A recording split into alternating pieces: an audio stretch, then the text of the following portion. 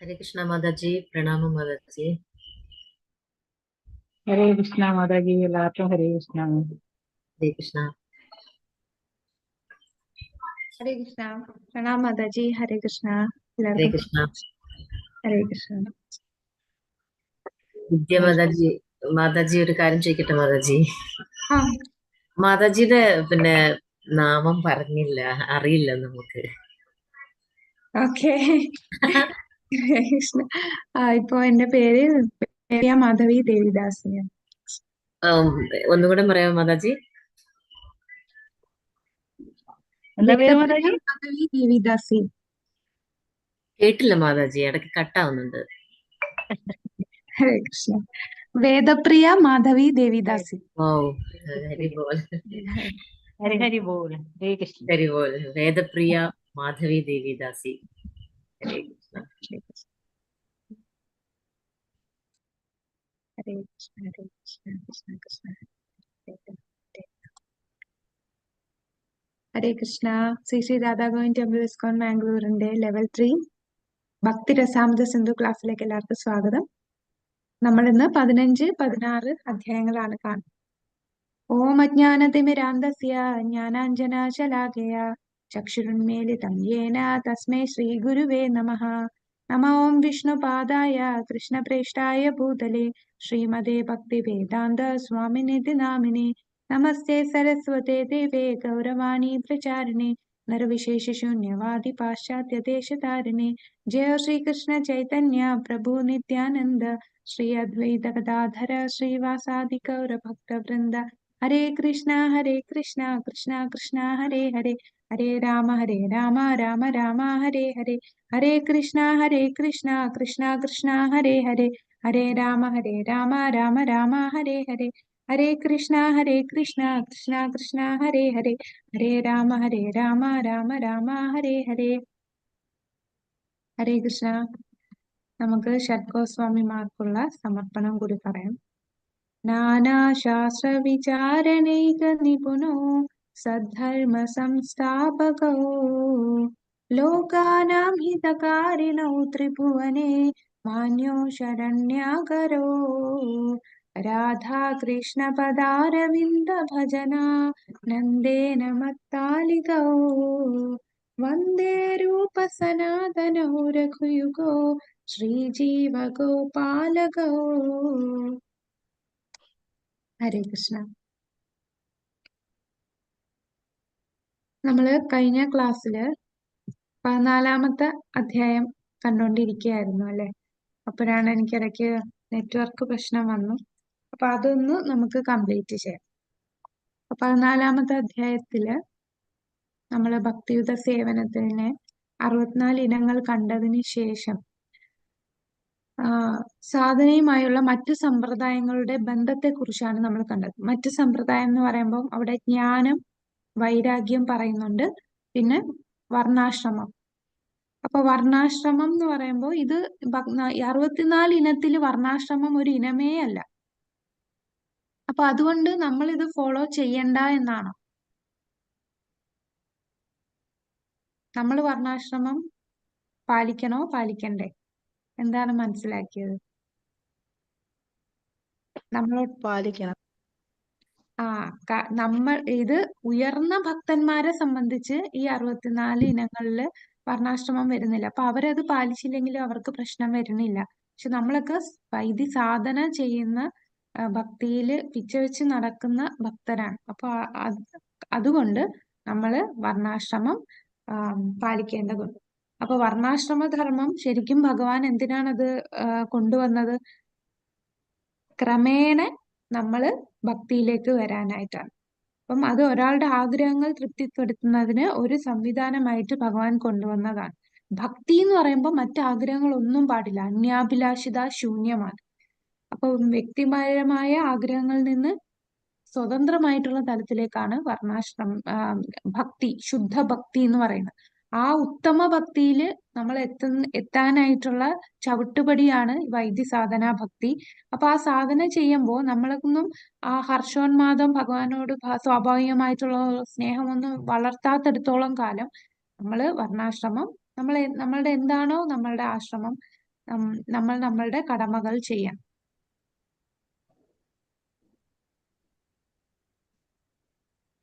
അപ്പൊ കൃഷ്ണാബോധത്തില് എത്താത്ത വ്യക്തികൾ വർണ്ണാശ്രമം പാലിക്കണം എന്ന് പറയും. അപ്പൊ നമ്മള് കൃഷ്ണാബോധത്തിൽ പൂർണ്ണമായിട്ടായിട്ടില്ല. അത് നമ്മൾ മനസ്സിലാക്കേണ്ടതാണ്. ഇതിലൊക്കെ കാണുമ്പോൾ നമുക്ക് പെട്ടെന്ന് തോന്നും, ഇതിലില്ലല്ലോ, അപ്പൊ ഞാൻ ഇതൊന്നും ചെയ്യണ്ടല്ലോ. അപ്പൊ നമ്മൾ നമ്മളുടെ കടമകൾ ചെയ്യാം. പിന്നെ അറിവും വൈരാഗ്യവും. അപ്പൊ കൂടുതൽ അമിതമായ അറിവും അമിതമായി വൈരാഗ്യത്തിലും പോയാൽ അത് ഭക്തിയെ സഹായിക്കുമോ? ഇല്ല. ഇല്ല. അത് നമ്മളുടെ ഹൃദയത്തെ കഠിനമാക്കുന്നതാണ്.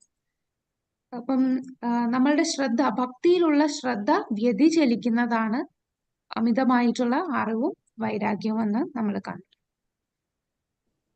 അടുത്തത് യുക്തവൈരാഗ്യവും ഫൽഗുവൈരാഗ്യവും. യുക്തവൈരാഗ്യം എന്ന് പറഞ്ഞാൽ നമ്മൾ എല്ലാ കാര്യങ്ങളും ഭഗവത് സേവനത്തിന് വേണ്ടി ഭഗവാനുമായി ബന്ധപ്പെടുത്തിയാണ് എല്ലാ കാര്യങ്ങളും നമ്മൾ ചെയ്യുന്നത്. ഒന്നും ഉപേക്ഷിക്കുന്നില്ല.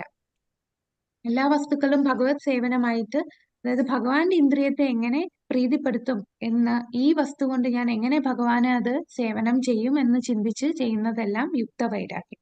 നമ്മളുടെ സ്വന്തം ഇന്ദ്രിയ സംതൃപ്തിക്ക് വേണ്ടി അല്ല ചെയ്യുന്നത്, ഭഗവാനുമായി ബന്ധപ്പെടുത്തി എല്ലാം സ്വീകരിക്കുന്നു. എന്നാൽ ഭഗവാനുമായി ബന്ധമില്ലാത്ത കാര്യങ്ങൾ നമ്മൾ സ്വീകരിക്കില്ല. ഭഗവാനുമായി ഏത് വസ്തു ഉണ്ടെങ്കിലും അത് ഭഗവാനുമായിട്ട് എങ്ങനെ ബന്ധപ്പെടുത്താം അങ്ങനെ നമ്മൾ സ്വീകരിക്കുന്നു. അപ്പൊ ഭഗവാൻ അത് സമർപ്പിക്കുമ്പോൾ ആ വസ്തു ശുദ്ധീകരിക്കപ്പെടുകയാണ് ചെയ്യുന്നത്, അല്ലെ? നമ്മള് ഭോഗ ഓഫർ ചെയ്തിട്ട് കഴിക്കുന്നു. അപ്പൊ ഭഗവാന് സമർപ്പിച്ച് അത് പ്രസാദമാക്കി കഴിക്കുമ്പോൾ എന്താണ്, നമ്മളെ നമ്മള് ഭഗവാന് സമർപ്പിച്ച ആ വസ്തു അത് ശുദ്ധീകരിക്കപ്പെടുകയാണ് ചെയ്യുന്നത്. അപ്പൊ എല്ലാം ഭഗവാന് സമർപ്പിച്ചുകൊണ്ട് ചെയ്യുക.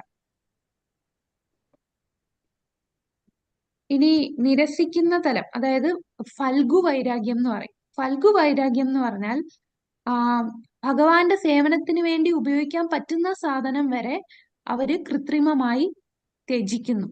അപ്പം ഭഗവാന് സമർപ്പിച്ച പ്രസാദം എന്ന് പറഞ്ഞാൽ അത് അത്രയും എന്താണ്, ശുദ്ധീകരിക്കപ്പെട്ട ഭഗവാന്റെ നാവിലെ ആ ഭഗവാൻ രുചിച്ചതിന്റെ ബാക്കിയാണ്. അത് അത്രയും അതീന്ദ്രിയമായിട്ടുള്ള വസ്തുവാണ് ഭഗവാന്റെ പ്രസാദം.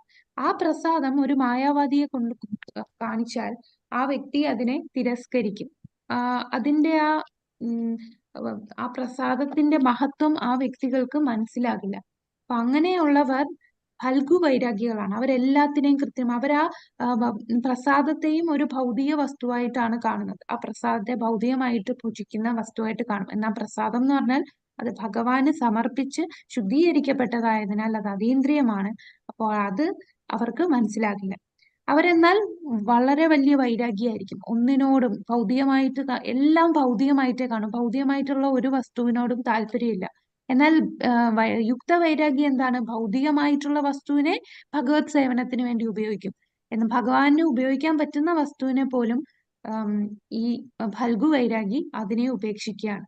അപ്പൊ അങ്ങനെ വൈരാഗിയായാൽ അത് നമ്മളുടെ ഭക്തിയെ ദോഷം ചെയ്യുന്നതാണ്. അതാണ് നമ്മളിപ്പോ എല്ലാ അഡ്വാൻസ്ഡ് ആയിട്ടുള്ള ടെക്നോളജിയൊക്കെ നമുക്ക് ഭഗവത് സേവനത്തിന് വേണ്ടി ഉപയോഗിക്കാം. ഇപ്പൊ സൂം തന്നെ വന്നത് നമുക്ക് എന്ത് പ്രയോജനപ്പെട്ടു, അല്ലെ? സൂമിലൂടെ നമുക്ക് ഭഗവാനെ കുറിച്ച് കേൾക്കാനും ഭഗവാനെ കുറിച്ച് കൂടുതൽ മനസ്സിലാക്കാനും ഇതുപോലെ ക്ലാസ്സുകളൊക്കെ ഭക്തിശാസ്ത്രി, ഭക്തി വൈഭവ് പോലത്തെ ക്ലാസ്സുകൾ വരെ നമുക്ക് സൂമിൽ വീട്ടിലിരുന്ന് തന്നെ ചെയ്യാൻ പറ്റി. ഇപ്പൊ കൊറോണ വന്നപ്പോ എന്ത് ചെയ്യും? നമുക്ക് ക്ഷേത്രത്തിൽ പോകാൻ പറ്റുന്നില്ല, ആ ഒരു അവസ്ഥ വന്നു. പക്ഷെ വീട്ടിലിരുന്നും പോലും നമുക്ക് ഭഗവാനെ സേവനം ചെയ്യാനായിട്ട് സാധിക്കും. അത് യുക്ത വൈരാഗ്യം വെച്ചിട്ടാണ് നമ്മളെല്ലാം ഭഗവത് സേവനത്തിന് വേണ്ടി ഉപയോഗിക്കുന്നത്. അപ്പൊ ഭഗവാന്റെ സേവനത്തിന് വേണ്ടിയാണ് എല്ലാം. കാരണം ഈ കാണുന്നതൊന്നും നമ്മുടെ അല്ല, ഇതെല്ലാം ഭഗവാൻ നിർമ്മിച്ചതാണ്. ഓരോ വസ്തു, ഓരോ അണു പോലും ഭഗവാൻ നിർമ്മിച്ചതാണ്. അപ്പൊ ആ വസ്തുക്കൾ നമ്മൾ ഭഗവാന്റെ സേവനത്തിന് വേണ്ടിയാണ് ഉപയോഗിക്കേണ്ടത്. ഇനി അടുത്തത് സമ്പത്തും അനുയായികളും. ഒരുപാട് സമ്പത്തും ഒരുപാട് അനുയായികളും ഉള്ളത് ഭക്തിയെ തടസ്സപ്പെടുത്തുന്നതാണ്. അത് ഗുരുവിനെ, ഒരു യഥാർത്ഥ ആത്മീയ ഗുരു പാലിക്കേണ്ട ഒരു കാര്യത്തെ കുറിച്ചാണ് പറയുന്നത്. ഒരുപാട് സമ്പത്തും അനുയായികളുമായാൽ ഒരുപാട് നമുക്ക് സമൂഹത്തിൽ തന്നെ കാണാറുണ്ട്. ഒത്തിരി പേര് സന്യാസി എന്ന പേരില് വേഷം ധരിച്ചു നിൽക്കുന്നു. ഒരുപാട് അനുയായികളും സമ്പത്തും വരുന്നു. അവര് വഴിതെറ്റി പോകുന്നു. ആദ്യമൊക്കെ നല്ല രീതിയിലായിരിക്കും ഉദ്ദേശിക്കുന്നത്. എന്നാൽ കൂടുതൽ സമ്പത്തും കൂടുതൽ അനുയായികളും ഫോളോവേഴ്സും വരുന്നു എന്ന് കാണുമ്പോൾ അവരുടെ ഉള്ളിൽ അഹങ്കാരം വരികയും പിന്നീട് അവര് ഭക്തിയിൽ തന്നെ വിട്ടുപോകേണ്ടിയും അവസ്ഥ വരുന്നു. അപ്പൊ അത് ഭക്തിയെ നശിപ്പിക്കുന്നതാണ്. എന്നാൽ ശ്രീല പ്രഭുപാദർ അമേരിക്കയിൽ പോയി അദ്ദേഹം 40 രൂപയുമായിട്ട് പോയി. 40 കോടി ആണ് അദ്ദേഹത്തിന് ലഭിച്ചത്. അപ്പൊ അദ്ദേഹം ഇത്രയും സമ്പത്ത് വന്നിട്ട് അദ്ദേഹത്തിന്റെ ഭക്തിക്ക് മാറ്റം വന്നു. അദ്ദേഹത്തിന് ഒരുപാട് അനുയായികൾ വന്നു, അല്ലെ? ഒരുപാട് പേർക്ക് അദ്ദേഹം ദീക്ഷ കൊടുത്തു, ഒരുപാട് ശിഷ്യന്മാര് വന്നു. കാരണം ഏതവസ്ഥയിലും അദ്ദേഹം തന്റെ നിയമങ്ങൾ ഒരു കോട്ടവും വരുത്താതെ അത് പാലിച്ചുകൊണ്ടേയിരുന്നു. അപ്പോ അങ്ങനെയുള്ള ഉയർന്ന ശുദ്ധ ഭക്തർക്ക് ഈ ഒരുപാട് അനുയായികളും ഒരുപാട് സമ്പത്തും വന്നാൽ അവരെ അത് ബാധിക്കില്ല. എന്നാൽ നമ്മൾ ആ ഒരു ലെവലിൽ എത്താത്തവരാണെങ്കിൽ അത് തീർച്ചയായിട്ടും അവരെ ഭക്തിയെ ദോഷം ചെയ്യുന്നതാണ്. ഇനി വിശുദ്ധ ഗുണങ്ങൾ. നമ്മൾ ഭക്തി ചെയ്യുമ്പോൾ നമ്മളിൽ ഗുണങ്ങൾ വളർന്നു വരികയാണ്, അല്ലെ? നമ്മൾ ഭക്തിയിൽ വരുന്നതിന് മുമ്പ് മത്സ്യമാംസാദികൾ കഴിച്ചുകൊണ്ടിരുന്ന വ്യക്തികളാണ്. എന്നാൽ നാമം ജപിക്കാൻ തുടങ്ങി, ഭക്തിയുത സേവനം ചെയ്യാൻ തുടങ്ങി. അതിനുശേഷം നമ്മൾ അഹിംസ, സത്യം, ബ്രഹ്മചര്യം ഇതൊക്കെ പാലിക്കാൻ തുടങ്ങി. അപ്പൊ നമ്മൾ ഭക്തി ചെയ്യുമ്പോൾ വിശുദ്ധ ഗുണങ്ങൾ നമ്മളിൽ തന്നെ വളർന്നു വരും. അപ്പോ സസ്യാഹാരികൾ ഭക്തരല്ലെങ്കിലും ഭക്തർ സ്വയമേ സസ്യാഹാരികളാണ്. സസ്യാഹാരികളായിട്ടുള്ള ഒരുപാട് പേരുണ്ട്, അവര് ഭക്തരാകണമെന്നില്ല. എന്നാൽ ഭക്തിയിൽ വന്നു കഴിഞ്ഞാൽ നമ്മൾ സസ്യാഹാരികളായി മാറുകയാണ്. അതാണ് ഭക്തിയുടെ ശക്തി, ആ നാമത്തിന്റെ ശക്തിയാണ്, ആ ഭക്തിയുത സേവനത്തിന്റെ ശക്തിയാണ്. നമ്മളിൽ തന്നെ നല്ല ഗുണങ്ങൾ വരും. നമ്മൾ നിയമങ്ങളൊക്കെ പാലിക്കാൻ, പണ്ട് നമ്മളൊന്ന് തിരിഞ്ഞു നോക്കിയാൽ മതി. നമ്മൾ ഈ കൃഷ്ണാബോധത്തിൽ വരുന്നതിന് മുമ്പ് നമ്മൾ എങ്ങനെയായിരുന്നു, ഇവിടെ വന്നതിന് ശേഷം നമുക്ക് വന്ന മാറ്റങ്ങൾ നമുക്ക് തന്നെ ആശ്ചര്യം തോന്നും. ഇത്രയും ഞാൻ മാറിയോ? ആ മാറ്റത്തിനുള്ള കാരണം എന്താണ്? അത് നമ്മളുടെ ഈ നാമജപം, നമ്മളുടെ ഭക്തിയുത സേവനമാണ്. അപ്പൊ ഭക്തിയുത സേവനം ചെയ്താൽ വിശുദ്ധ ഗുണങ്ങൾ നമ്മളിൽ വളർന്നു വരും. അപ്പൊ സ്കന്ദപുരാണത്തിൽ പറയുന്ന മൃഗാരിയുടെ കഥ പറയുന്നുണ്ട്, അല്ലെ? മൃഗാരി എന്ന വേട്ടക്കാരൻ ഒരു ശുദ്ധ ഭക്തനായി മാറി. അപ്പൊ അത് സാധു സംഘം, നാരദമുനിയുടെ സംഘം കൊണ്ട് അദ്ദേഹത്തിന്റെ നിർദ്ദേശം പാലിച്ചത് പ്രകാരം ആ ക്രൂരമായിട്ട് മൃഗങ്ങളെ പകുതി കൊന്ന് അത് ആസ്വദിച്ച്, അത് പിടഞ്ഞു മരിക്കുന്നത് കണ്ട് ആസ്വദിച്ചിരുന്ന വ്യക്തിയാണ് ഒരു ഉറുമ്പിനെ പോലും നോവിക്കാത്ത അവസ്ഥയിലേക്ക് അദ്ദേഹത്തിന്റെ അവബോധം വളർന്നു ആ ഒരു ശുദ്ധഭക്തനായിട്ട് മാറിയത്. അപ്പൊ അത് ഭക്തിയുടെ ശക്തിയാണ്. അടിസ്ഥാന തരം ഭക്തി പരിശീലനം. അപ്പൊ നമ്മള് ഭക്തിയുത സേവനത്തിന് 9 പ്രക്രിയകൾ ഉണ്ടെന്ന് പറഞ്ഞു. അത് ഏതൊക്കെയാണ് 9 പ്രക്രിയകൾ? ഭക്തിയുത സേവനത്തിന്റെ 9 പ്രക്രിയകൾ. ശ്രവണം, കീർത്തനം, അതല്ല മാതാജി? അതെ മാതാജി, പറഞ്ഞോളൂ. ശ്രവണം, കീർത്തനം, സ്മരണം, പാദസേവനം, അർച്ചനം, വന്ദനം, ദാസ്യം, സഖ്യം, ആത്മനിവേദനം. ഹരിപോൽ. അപ്പൊ ഈ 9 പ്രക്രിയകൾ, 9 എണ്ണത്തിന്റെ വിപുലീകരണങ്ങളാണ് നമ്മളിപ്പോ പറഞ്ഞ 64 ഇനങ്ങൾ. അപ്പൊ നമ്മൾ 64 ഇനങ്ങൾ ആദ്യം തുടങ്ങിയത് ഗുരുവിനെ സ്വീകരിക്കുന്നത് തൊട്ട് നമ്മൾ അവസാനത്തെ പഞ്ചാംഗ ഭക്തി വരെ പറഞ്ഞു. ഇതെല്ലാം 9 തരം ഭക്തിയുത സേവനത്തിന്റെ വിപുലീകരണങ്ങളാണ്. അല്ലെങ്കിൽ 9-ൽ ഏതെങ്കിലും ഒന്ന് നടപ്പാക്കുന്നതിലൂടെ ഒരാൾക്ക് ഭഗവാനോടുള്ള ആഹ്ലാദകരമായ സ്നേഹം നേടാൻ കഴിയും.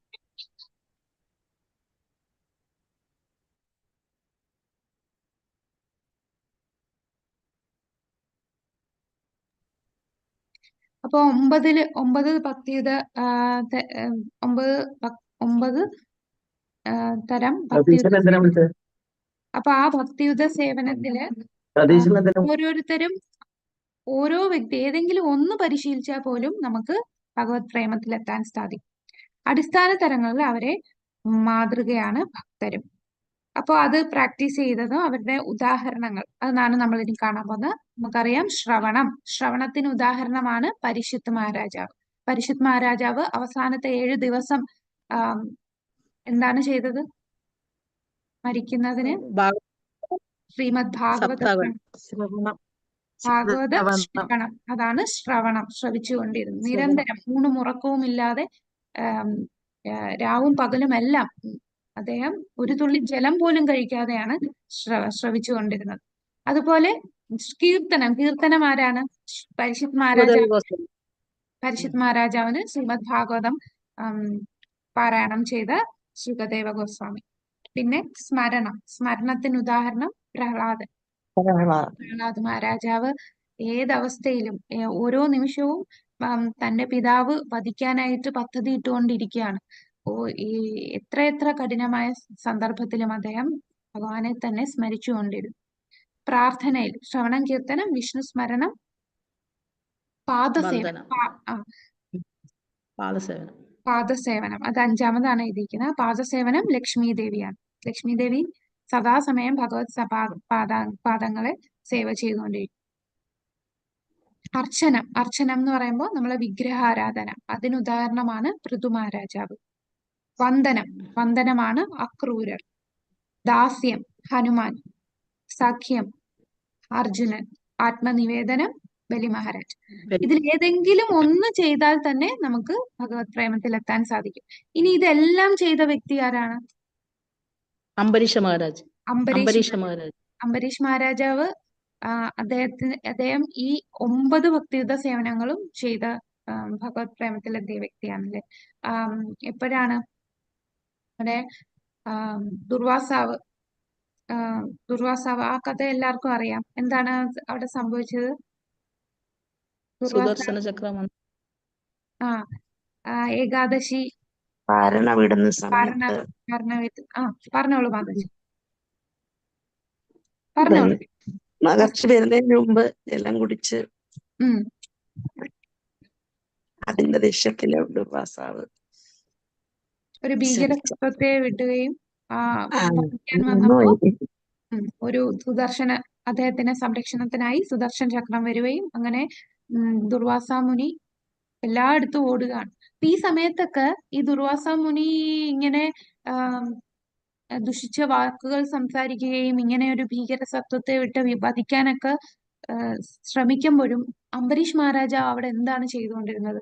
അദ്ദേഹം ഭഗവാനെ സവേ മന കൃഷ്ണ പാതാരവിന്ദയോ വാചാംസി വൈകുണ്ഠ ഗുണാനുവർണ്ണനെ, അദ്ദേഹത്തിന്റെ നാവ് ഭഗവാനെ ഗുണഗണങ്ങൾ പറയുകയും ഭഗവാനെ കുറിച്ച് കേൾക്കുക. അദ്ദേഹത്തിന്റെ എല്ലാ ഇന്ദ്രിയങ്ങളും ഭഗവത് സേവനത്തിൽ മുഴുകിയിരിക്കുകയായിരുന്നു. ഭഗവാനെ സ്മരിക്കുന്നു, ഭഗവാനെ പ്രാർത്ഥിക്കുന്നു, ഭഗവാനെ വന്ദിക്കുന്നു. ഭഗവാന്റെ പാതാരവിന്ദങ്ങളില് അദ്ദേഹത്തിന്റെ തല കൊണ്ട് ശിരസ്സുകൊണ്ട് ഭഗവാനെ നമിക്കുന്നു. കാൽപാദങ്ങൾ കൊണ്ട് ഭഗവത് ക്ഷേത്രങ്ങളിൽ വലം വെക്കുന്നു. അങ്ങനെ എല്ലാ അംഗങ്ങളും എല്ലാ ഇന്ദ്രിയങ്ങളും ശരീരഭാഗം എല്ലാം ഭഗവത് സേവനത്തിന് വേണ്ടി മുഴുകിയിരിക്കുകയായിരുന്നു. അതാണ് എല്ലാ ഭക്തിയുത സേവനവും ചെയ്ത വ്യക്തിയുടെ ഉദാഹരണം അംബരീഷ് മഹാരാജ്. അപ്പൊ ഇതിൽ ഏതെങ്കിലും ഒന്ന് ചെയ്താൽ തന്നെ നമ്മൾ ഭഗവത് ഭക്തിയിൽ എത്താൻ സാധിക്കും. അത്രയാണ് നമ്മൾ 14-ാമത്തെ അധ്യായത്തില്. അപ്പൊ നമുക്കിനി 15-ാമത്തെ അധ്യായത്തിലേക്ക് കടക്കാം. അപ്പൊ ഇത്രയും നേരം നമ്മൾ കണ്ടത് വൈദി സാധനാ ഭക്തിയാണ്. വൈദി സാധനാ ഭക്തി എന്ന് പറഞ്ഞാൽ എന്താണ്? നിയമങ്ങൾ പാലിച്ച് നമുക്ക് ഗുരു പറഞ്ഞു തന്നു, ശാസ്ത്രങ്ങൾ പറഞ്ഞു തന്നു, അതുകൊണ്ട് നമ്മൾ ചെയ്യും. ഇനി നമ്മൾ കാണാൻ പോകുന്നത് 2-ാമത്തെ തരം സാധനാ ഭക്തിയിൽ വരുന്നതാണ്. അതെന്താണ്? 2 തരം സാധനാ ഭക്തിയുണ്ട്. വൈദി സാധനാ ഭക്തി, രാഗാനുഗ സാധനാ ഭക്തി. അപ്പൊ ഇനി നമ്മൾ കാണാൻ പോകുന്നത് 15, 16 ഈ 2 അധ്യായങ്ങള് രാഗാനുഗ സാധനാ ഭക്തി, രാഗാത്മിക ഭക്തി ഇവയെ കുറിച്ചാണ് പറയുന്നത്. അപ്പൊ 15-ാമത്തെ അധ്യായം സ്വാഭാവിക വികസന സേവനം. അപ്പൊ രാഗാത്മിക ഭക്തിയുണ്ട്, രാഗാനുഗ ഭക്തിയുണ്ട്. ഇത് നമ്മൾ ഉപദേശാമൃതത്തിലും പറഞ്ഞതാണ്. അപ്പൊ എന്താണ് രാഗാത്മിക ഭക്തി? രാഗാത്മിക എന്ന് പറഞ്ഞാൽ, രാഗം എന്ന് പറഞ്ഞാൽ ഭഗവാനോടുള്ള ആ പ്രേമം, ആ സ്നേഹം, സ്വാഭാവികമായിട്ടുള്ള സ്നേഹം. ആത്മിക എന്ന് പറഞ്ഞാൽ തന്റെ ആത്മാവ് മുഴുവനായി ഭഗവാന് സമർപ്പിച്ച വ്യക്തികളാണ് രാഗാത്മിക ഭക്തർ. അവരുടെ ആത്മാവ് ഭഗവത് സേവനത്തിൽ മാത്രം, അവരുടെ ജീവിതം മൊത്തം ഭഗവാൻ മാത്രം, വേറെ ഒരു ചിന്തയില്ല. ഊണിലും ഉറക്കത്തിലും എല്ലാം ഭഗവാനെ കുറിച്ച് മാത്രമേ ചിന്തയുള്ളൂ. ഭഗവാന്റെ സേവനങ്ങൾ ചെയ്തുകൊണ്ടേയിരിക്കുന്ന വ്യക്തികൾ. ഉദാഹരണം വൃന്ദാവനവാസികൾ, ഭഗവാന്റെ ഗോലോക വൃന്ദാവനത്ത് വസിക്കുന്ന ഗോപന്മാര്, ഗോപിമാര്, യശോദാമ, മുതിർന്ന ഗോപിമാര്, എല്ലാരും പിന്നെ അവിടെയുള്ള പശുക്കള് എല്ലാരും നിത്യം അവരുടെ ആത്മാവ് മുഴുവൻ ഭഗവാന് സമർപ്പിച്ച വ്യക്തികളാണ്. അതാണ് അങ്ങനെയുള്ള ഭക്തരാണ് രാഗാത്മിക ഭക്തർ. അപ്പൊ രാഗാത്മിക ഭക്തർ എന്ന് പറഞ്ഞാൽ കൃഷ്ണനും വൃന്ദാവനവാസികളും ഭഗവാനും തമ്മിലുള്ള ആ ബന്ധമാണ് രാഗാത്മിക ഭക്തർക്കുള്ളത്. അപ്പൊ ഇവര് കൃഷ്ണനോടുള്ള സ്വാഭാവിക സ്നേഹത്തിന്റെ പൂർണ്ണത ഉൾക്കൊണ്ടവരാണ്.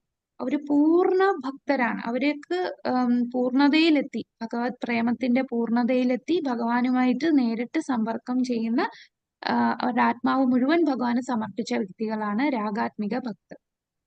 ഇതും രാഗാനുഗ സാധനാ ഭക്തിയും തമ്മിലുള്ള വ്യത്യാസം എന്താണെന്നാണ് നമ്മൾ ഇനി പറയാൻ പോകുന്നത്. രാഗ അനുഗ എന്ന വാക്കിന്റെ അർത്ഥം എന്താണ്? അനുഗ നമ്മള് ആദ്യത്തെ ക്ലാസ്സിൽ പറഞ്ഞു, നമ്മളെല്ലാം രൂപാനുഗ ഫോളോ ചെയ്യുക, അല്ലെങ്കിൽ അവരുടെ പാത പിന്തുടരുക. അപ്പൊ ഇവിടെ രാഗാനുഗ സാധനാ ഭക്തി എന്ന് പറഞ്ഞാൽ രാഗാത്മിക ഭക്തരുടെ പാത പിന്തുടരുന്നവരാണ് രാഗാനുഗ ഭക്തർ.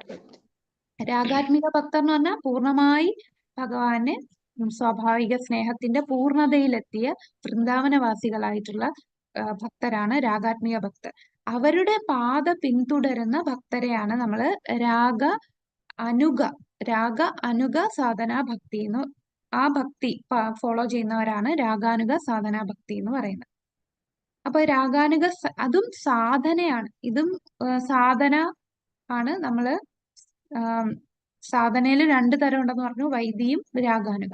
അപ്പൊ നമ്മൾ വൈദി സാധന എന്ന് പറഞ്ഞാൽ നമുക്ക് സ്വാഭാവികമായിട്ട്, ഇപ്പൊ ഒരു അമ്മയ്ക്ക് കുഞ്ഞിനോട് ഉള്ള സ്നേഹം ആരും പഠിപ്പിച്ച് കൊടുത്ത് വരുന്നതല്ല, സ്വാഭാവികമായിട്ട് ഉള്ളിൽ വരുന്നതാണ്. ഏതൊരു മൃഗത്തിനെ നോക്കിയാലും അത് ആ കുഞ്ഞിനെ എങ്ങനെയും സംരക്ഷിക്കാൻ ശ്രമിക്കും. അത് പഠിപ്പിച്ചു കൊടുത്ത് ചെയ്യുന്നതല്ല, സ്വാഭാവികമായി വരുന്നു. അതേപോലെ നമുക്ക് ഭഗവാനോടുള്ള ആ സ്നേഹം സ്വാഭാവികമായിട്ട് വളരും. അത് വൈദ്യ സാധന ചെയ്ത് വരുമ്പോൾ ഒരു സ്റ്റേജിലെത്തുമ്പോൾ നമുക്ക് ഭക്തിയിൽ ഉയർന്നു വരുമ്പോൾ നമ്മൾ വരുന്ന ഒരു സ്ഥലമാണ് രാഗാനുഗ സാധനാ ഭക്തി. ഈ രാഗാനുഗ സാധനാ ഭക്തിയിൽ എത്തുമ്പോൾ, അതും സാധന തന്നെയാണ്, ആ സമയത്ത് നമുക്ക് രാഗാനുഗ ഭക്തിപരമായ മാനസികാവസ്ഥ വികസിപ്പിക്കാൻ ആഗ്രഹിക്കുന്ന ഭക്തന്റെ പരിശീലനം. അപ്പൊ ആ സമയത്ത് നമുക്ക് ഭഗവാനിലോട്ട് നമുക്കറിയാം 5 രസമുണ്ട്: ശാന്തം, ദാസ്യം, സാഖ്യം, പിന്നെന്താ, വാത്സല്യം, മാധുര്യം. ഈ 5 രസത്തിലുള്ള ഏതോ ഒരു രസത്തില് ഉള്ള ഭഗവാനെ സേവിക്കാൻ എനിക്ക് സ്വാഭാവികമായിട്ടൊരു ആഗ്രഹം വരും. അതിനെക്കുറിച്ച് ശ്രവിക്കാനായിരിക്കും നമുക്ക് ഉണ്ടാകുന്ന താല്പര്യം. അപ്പൊ നമ്മൾ ശുദ്ധഭക്തരിൽ നിന്ന് ഭഗവാനെ കുറിച്ച് കേൾക്കണം. ശ്രവണം, അതല്ലേ? ശ്രവണമാണ് ഏറ്റവും പ്രധാനം. ശ്രവണം, കീർത്തനം, വിഷ്ണു സ്മരണം. അപ്പൊ ആദ്യം പറയുന്ന ശ്രവണമാണ്. അപ്പൊ ശുദ്ധഭക്തരിൽ നിന്ന് നമ്മളിങ്ങനെ ശ്രവിക്കുമ്പോൾ ഏതെങ്കിലും ഒരു പർട്ടിക്കുലർ ലീല നമുക്ക് കേൾക്കാനുള്ള സ്വാഭാവിക താല്പര്യം കൂടും. ഒരു ഉദാഹരണം പറഞ്ഞാൽ, എനിക്കിപ്പോ വാത്സല്യഭാവത്തിലാണ് ഭഗവാനെ സേവിക്കാൻ സ്വാഭാവികമായിട്ടുള്ള ഇഷ്ടമെങ്കിൽ ഞാൻ എപ്പോഴും അതായിരിക്കും കേൾക്കുക. എങ്ങനെയാണ് യശോദാമ്മ ഭഗവാനെ സേവിക്കുന്നത്, യശോദാമ്മ രാവിലെ എന്താണ് ഭഗവാന് പ്രസാദം കൊടുക്കുന്നത്, പിന്നെ പിന്നീട് എന്താണ് ചെയ്യുന്നത്. അപ്പൊ ഓരോ അതിലുള്ള മൈന്യൂട്ട് കാര്യങ്ങൾ നമ്മൾ ശ്രദ്ധയോടെ കേട്ട് അവരുടെ പാത പിന്തുടരാനായിട്ട് നമ്മൾ ശ്രമിക്കും. അപ്പൊ അത് കേൾക്കാനുള്ള നമ്മുടെ ഉള്ളില്, അത് ആരെങ്കിലും നിർബന്ധിച്ച് നമ്മൾ ചെയ്യിക്കുന്നതല്ല, സ്വാഭാവികമായിട്ട് നമ്മളെ ഉള്ളിൽ വരുന്ന ആ ഒരു ഭക്തിയാണ് രാഗാനുഗ സാധനാ ഭക്തി. അപ്പൊ ഇത് സ്വതസിദ്ധമായിട്ടുള്ള, അത് നമ്മളെല്ലാരും, നമുക്കിപ്പോ അറിയില്ല നമ്മൾ ആരാണ്, ഭഗവാന്റെ ധാമത്തില് നമ്മളുടെ എന്ത് ഭക്തിയുത സേവനമാണ് നമ്മൾ ചെയ്തുകൊണ്ടിരുന്നത്, ഒന്നും നമുക്കറിയില്ല. നമ്മളെല്ലാരും ഇപ്പൊ ത്രിഗുണങ്ങളുമായിട്ടുള്ള ബന്ധനത്തിലാണ്. അപ്പോ അത് നമ്മള് ഭക്തിയിൽ തന്നെ 9 തലങ്ങളുണ്ട്. ഏതൊക്കെയാണ്? ശ്രദ്ധ, സാധുസംഗ, ഭജനക്രിയ, അനർത്ഥ നിവൃത്തി, നിഷ്ഠ, ആസക്തി, നിഷ്ഠ, രുചി, ഭാവം, പ്രേമം. ആസക്തി, നിഷ്ഠാരുചി, ആസക്തി, ഭാവ, പ്രേമം. അപ്പൊ ആ പ്രേമ ഭക്തിയിലെത്തണം. അപ്പൊ നമുക്ക് ഈ ഒരു രാഗാനുഗ സാധന ഭക്തിയിൽ വരുന്നത് നമ്മളെ ഈ ശ്രദ്ധ, സത്സംഗ, ഭജനക്രിയ, അനർത്ഥ നിവൃത്തി കഴിയുമ്പോഴാണ് നമ്മള് രാഗാന് നമുക്ക് സ്വാഭാവികമായിട്ടുള്ള സ്നേഹം വരുന്നത്. നമ്മളുടെ ഉള്ളിൽ അനർത്ഥങ്ങൾ ഉണ്ടെങ്കിൽ നമുക്കിങ്ങനെ ഭഗവാനോടുള്ള സ്നേഹം വരില്ല. ആ ഒരു സ്നേഹത്തിൽ എത്തണമെങ്കിൽ നമ്മളെ സാധന കറക്റ്റ് ആയിരിക്കണം. നമ്മൾ എന്താണോ ശാസ്ത്രത്തിൽ പറഞ്ഞിട്ടുള്ളത്, നമ്മുടെ ഗുരു പറഞ്ഞിട്ടുള്ളത്, ഭഗവാൻ നിർദ്ദേശിച്ചിട്ടുള്ളത്, അത് അതുപോലെ നമ്മൾ പാലിക്കണം. എത്ര നമുക്ക് ഇഷ്ടമല്ല എന്നുണ്ടെങ്കിലും താല്പര്യമില്ലെങ്കിലും നമ്മളത് പാലിക്കണം. അത് പാലിച്ചു കഴിയുമ്പോൾ ഒരു സ്റ്റേജിൽ എത്തുമ്പോൾ നമ്മളുടെ ഉള്ളിലെ കാമക്രോധ മോഹലോഭ മതമാത്സര്യങ്ങൾ ഇതെല്ലാം മാറും.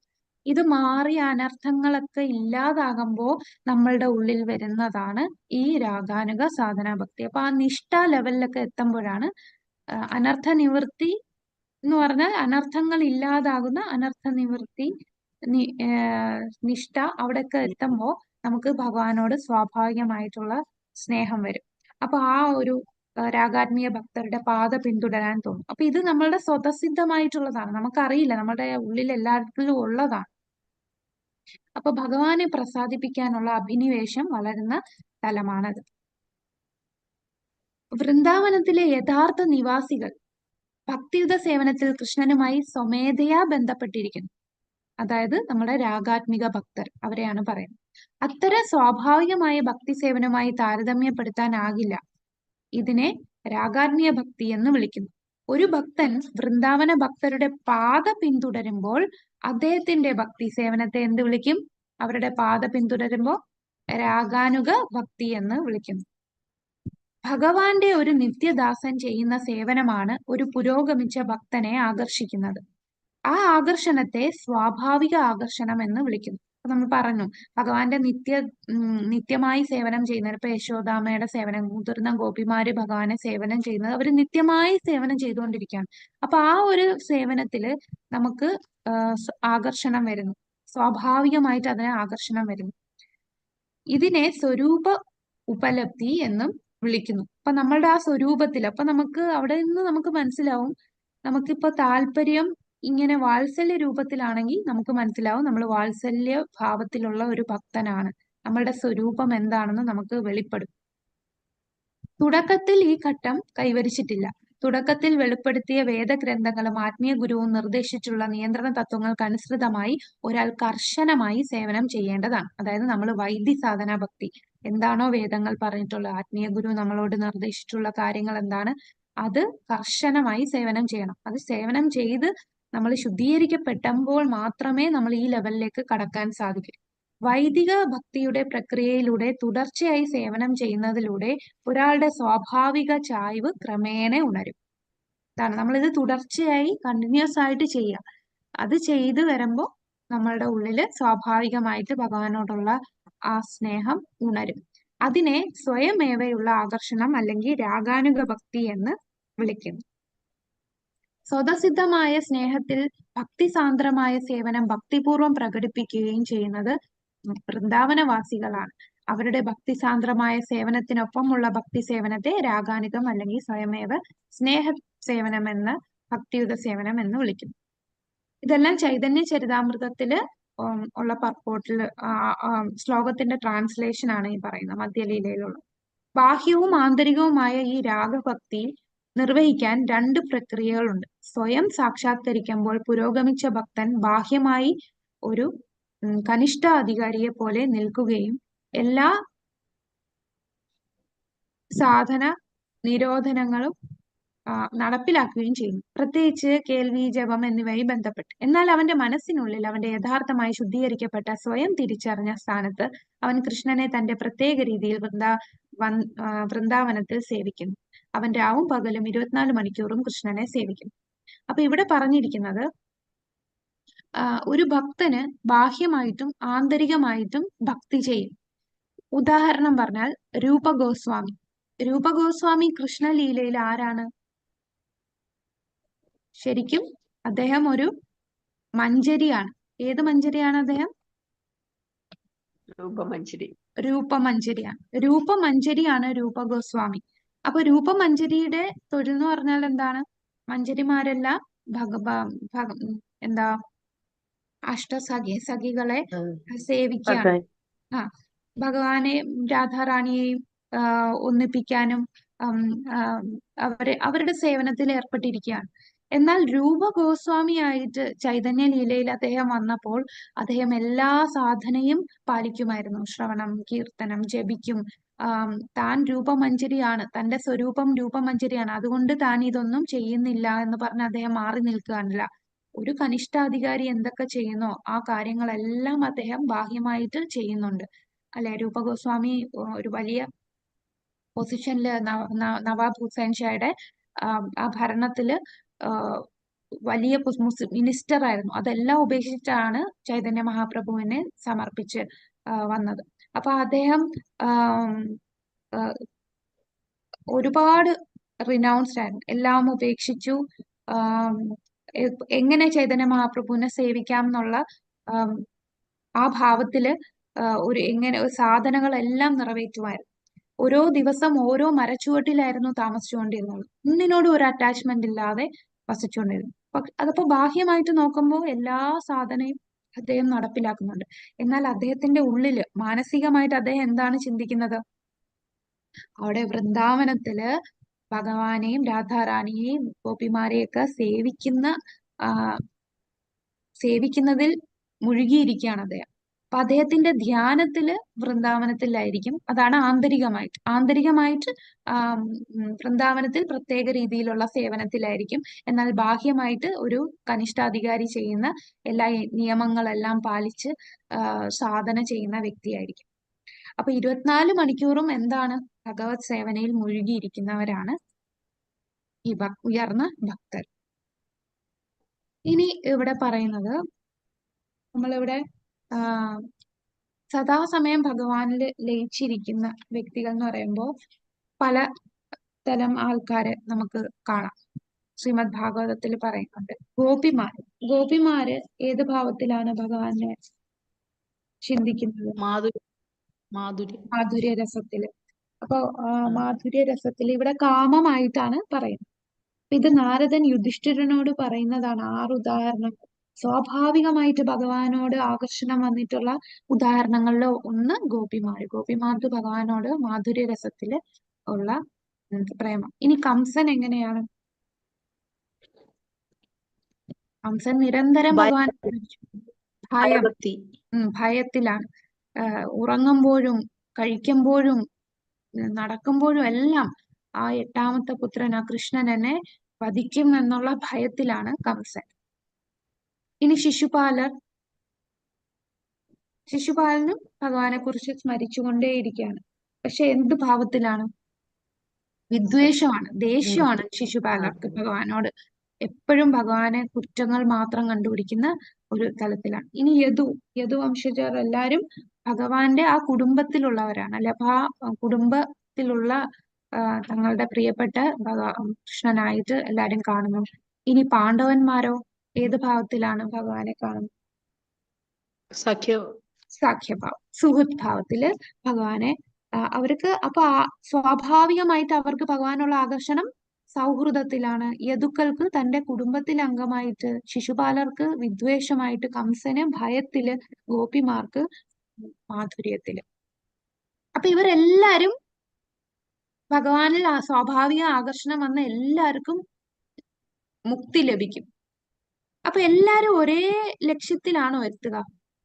കംസനും ഭയത്തില്, ശിശുപാലർ വിദ്വേഷത്തില്. അവരും മുക്തി ലഭിക്കുന്നുണ്ട്. ഗോപിമാർക്കും ഉണ്ട്, യദുക്കൾക്കും ഉണ്ട്, പാണ്ഡവർക്കും ഉണ്ട്. അപ്പൊ എല്ലാവർക്കും ഒരേ ലക്ഷ്യം എന്ന് പറയുന്നു. പക്ഷെ ഇവരെല്ലാരും ഒരേ ലക്ഷ്യസ്ഥാനത്താണോ പോകുന്നത്? അല്ല. എന്താണ് വ്യത്യാസം? ഗോലോകധാമത്തിലെത്താൻ ഭക്തി കൊണ്ടേ കഴിയുള്ളൂ.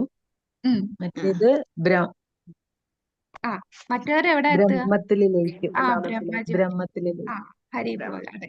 അപ്പൊ ഇവർക്കെല്ലാം മുക്തി ലഭിക്കുമെങ്കിലും ഇവിടെ ഒരു വ്യത്യാസമുണ്ട്. അതെന്താ? കംസനും ഗോപിമാർക്കും എങ്ങനെ ഒരേ ലക്ഷ്യം വരും? അതാണ് വ്യക്തിത്വം ഇല്ലാത്ത പ്രകാശം. അവിടെ ഇതെല്ലാം ഭഗവാന്റെ ശരീരത്തിൽ നിന്ന് വരുന്ന പ്രകാശമാണ് ബ്രഹ്മജ്യോതി.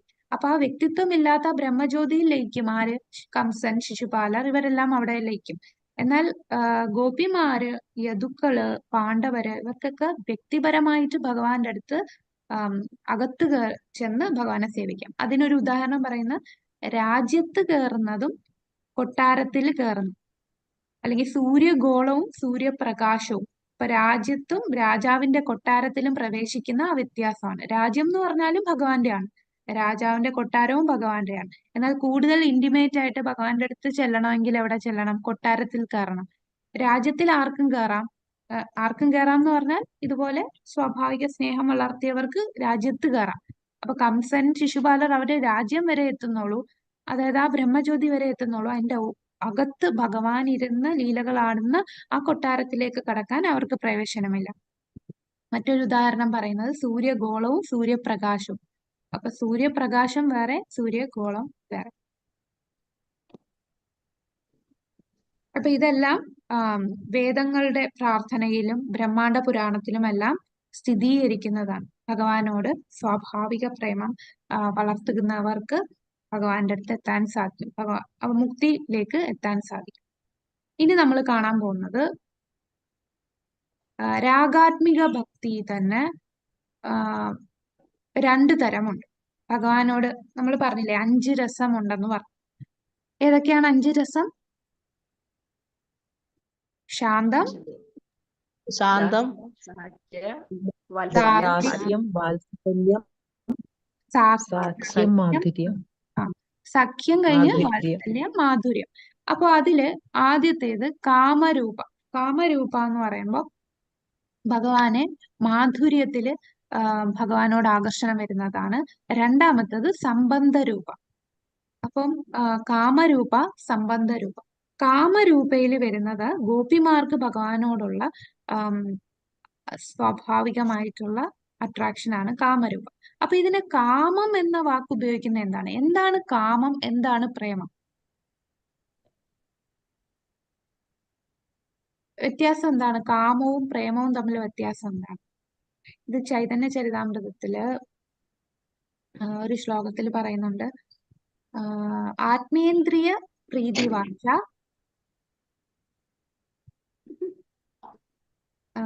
തലബലെ കാമ കൃഷ്ണേന്ദ്രിയ പ്രീതിച്ച ാണ് പ്രേമം. അതായത് നമ്മളുടെ സ്വന്തം ഇന്ദ്രിയത്തിനെ പ്രീതിപ്പെടുത്താൻ ചെയ്യുന്നത് കാമവും, ഭഗവാന്റെ ഇന്ദ്രിയങ്ങളെ പ്രീതിപ്പെടുത്താൻ ചെയ്യുന്നത് എന്താണ്? പ്രേമം. ഇതാണ് ബേസിക് ഡിഫറൻസ്. കാമവും പ്രേമവും. നമ്മളുടെ നമ്മളെ സ്വന്തം ഇന്ദ്രിയങ്ങളെ തൃപ്തിപ്പെടുത്തുന്ന കാമവും, എന്നാൽ ഭഗവാന്റെ ഇന്ദ്രിയങ്ങളെ തൃപ്തിപ്പെടുത്തുന്നത് പ്രേമവും. നമ്മുടെ ഈ ഭൗതിക ലോകം എന്ന് പറഞ്ഞാൽ ഇവിടെ കാമം മാത്രമേ ഉള്ളൂ. കാമമുള്ള, അപ്പൊ എന്തുകൊണ്ട് കാമരൂപ എന്ന് പറഞ്ഞാൽ ഈ ഭൗതിക ലോകത്തുള്ളവർക്ക് മനസ്സിലാക്കാൻ പറ്റുന്ന ആ ഒരു കാമം എന്ന വാക്ക. ആ കാമത്തിന്റെ ഗോപിമാർക്ക് ഭഗവാനോടുള്ള ഇന്റൻസിറ്റി മനസ്സിലാക്കാൻ ഈ ലോകത്ത് നമ്മൾ കാമം എന്ന വാക്ക് വെച്ചേ മനസ്സിലാക്കാൻ പറ്റൂ. കാരണം ഈ ലോകത്ത് പ്രേമമില്ല. ഈ ലോകത്തുള്ള എല്ലാവരും ഇപ്പൊ നമുക്ക് ഏറ്റവും വലിയ സ്നേഹം എന്ന് പറഞ്ഞാൽ അമ്മയ്ക്ക് കുഞ്ഞിനോടുള്ള സ്നേഹം മാത്രമേ നമുക്ക് ഉയർന്ന സ്നേഹമായിട്ട് ഈ ലോകത്ത് പറയാൻ പറ്റൂ. ഈ ഭൗതിക ലോകത്ത് ബദ്ധാത്മാക്കൾക്ക് ഉള്ള സ്നേഹം, അതും തന്നെ അവിടെയും ഒരു അമ്മ കുട്ടിയിൽ നിന്ന് പലതും പ്രതീക്ഷിക്കുന്നുണ്ട്. അതും കാമം തന്നെയാണ്, കാമമായിട്ട് തന്നെയാണ് പറയുന്നത്. ഭഗവാന്റെ പ്രീതിക്ക് വേണ്ടി എന്ത് ചെയ്യുന്നോ അത് മാത്രമേ പ്രേമമാകുന്നുള്ളൂ. ബാക്കിയെല്ലാം നമ്മളുടെ ഇന്ദ്രിയ തൃപ്തിക്ക് വേണ്ടി, അല്ലെ നമ്മളുടെ ബന്ധുക്കളുടെ, നമ്മളുടെ മക്കളുടെ, അതെല്ലാം ഭൗതിക തലത്തിലുള്ള വ്യക്തികളുടെ ഇന്ദ്രിയ തൃപ്തിക്ക് വേണ്ടി ചെയ്യുന്നത്, ഇതെല്ലാം കാമമാണ്. ഭഗവാന്റെ ഇന്ദ്രിയ തൃപ്തിക്ക് വേണ്ടി ചെയ്യുന്നതാണ് പ്രേമം. അപ്പൊ ഗോപിമാർക്ക് ഭഗവാനോടുള്ള ആ പ്രേമം അത് പറഞ്ഞറിയിക്കാൻ പറ്റില്ല. അത് ഈ ലോകത്ത് ആർക്കും ഗോപിമാരുടെ അത്രയും, ഗോപിമാർക്ക് ഉള്ള ഏറ്റവും ടോപ്പ് മോസ്റ്റ് ഡിവോട്ടീസ് എന്ന് പറയുന്നത് നമ്മൾ ഉപദേശാമൃതത്തിൽ കണ്ടു അല്ലെ. ഭക്തരുടെ തലം, ആ തലത്തിൽ ഏറ്റവും ഉയർന്ന ഭക്തർ ഏതാണ്? ഗോപിമാരാണ്. അവർക്ക് വേറെ ഒരു ചിന്തയില്ല, ഭഗവാനെ എങ്ങനെ പ്രീതിപ്പെടുത്താം അത് മാത്രമേ ചിന്തിക്കുന്നുള്ളൂ. നമുക്ക് ഭഗവാന് തലവേദന വന്നപ്പോൾ ഉള്ള ആ ലീല അറിയാം അല്ലെ. ഭഗവാന് തലവേദന വന്ന ഒരു ഭക്തന്റെ കാൽപാദത്തിലെ ധൂളി തലയിൽ വെച്ചാലേ ഭഗവാന്റെ തലവേദന മാറൂ എന്ന് പറഞ്ഞു. അങ്ങനെ നാരദൻ എല്ലായിടത്തും ചോദിക്കുന്നു, ഭാര്യമാരടുത്ത് വരെ ചോദിച്ചു. ഭാര്യമാരെന്താണ് പറയുന്നത്? അയ്യോ, അങ്ങനെ ചെയ്യുന്നത് വളരെ പാപമാണ്, ഞങ്ങള് നരകത്തിൽ പോകേണ്ടി വരും എന്നാൽ ഗോപിമാരെന്താണ് ചെയ്തത്? അത് കേട്ട ഉടനെ അവരുടെ കാൽപാദത്തിലെ ധൂളി ഭഗവാന് കൊടുക്കുകയാണ്. എന്താണ്? ഞങ്ങൾ നരകത്തിൽ പൊയ്ക്കോട്ടെ, പക്ഷെ ഭഗവാന്റെ പ്രീതിപ്പെടുത്തുക, ഭഗവാന്റെ തലവേദന മാറുക, അത് മാത്രമേ ചിന്തിക്കുന്നുള്ളൂ. തങ്ങൾക്ക് എന്ത് സംഭവിക്കും എന്ന് ചിന്തിക്കുന്നില്ല. അപ്പൊ അതാണ് ഏറ്റവും ഉയർന്ന രസമാണ് മാധുര്യ രസം. അപ്പൊ ഈ മാധുര്യ രസത്തില് ഗോപിമാരിൽ ഏറ്റവും ഉത്തമയായിട്ടുള്ള ഉയർന്ന ഗോപി എന്ന് പറയുന്നത് നമ്മുടെ രാധാറാണി. രാധാറാണിക്ക് അപ്പുറമായിട്ട് ആരുമില്ല. രാധാറാണിയുടെ പ്രേമം അത് കൃഷ്ണന് പോലും മനസ്സിലാക്കുന്നില്ല. എങ്ങനെയാ രാധാറാണിക്ക് എന്നോട് ഇത്രയും ഇങ്ങനെ സ്നേഹിക്കാൻ കഴിയുന്നതെന്ന് ഭഗവാന് പോലും മനസ്സിലാക്കാൻ സാധിക്കുന്നില്ല. അങ്ങനെയാണ് അത് മനസ്സിലാക്കാനായിട്ട് ഭഗവാൻ ആരായിട്ട് വന്നത്?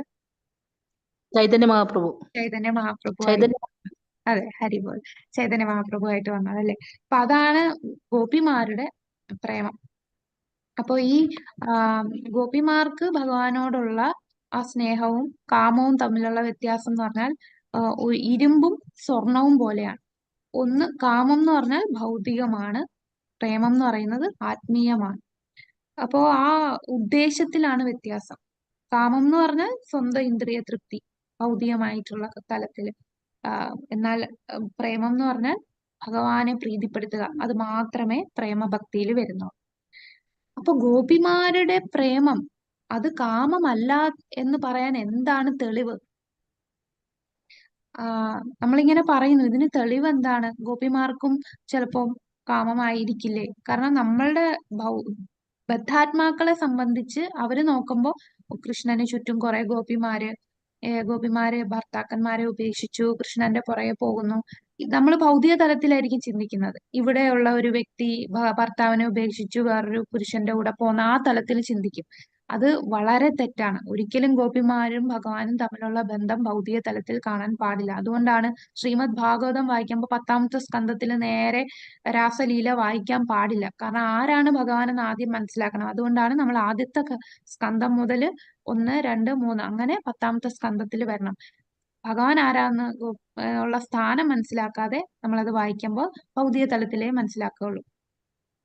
അപ്പൊ ഗോപിമാർക്ക് ഭഗവാനോടുള്ളത് ആ സ്നേഹം, ആ പ്രേമമാണെന്ന് പ്രൂഫ് അതിനിവിടെ രൂപഗോസ്വാമി പറയുന്നത്. വലിയ ഭക്തർ അത് കൺഫേം ചെയ്തു.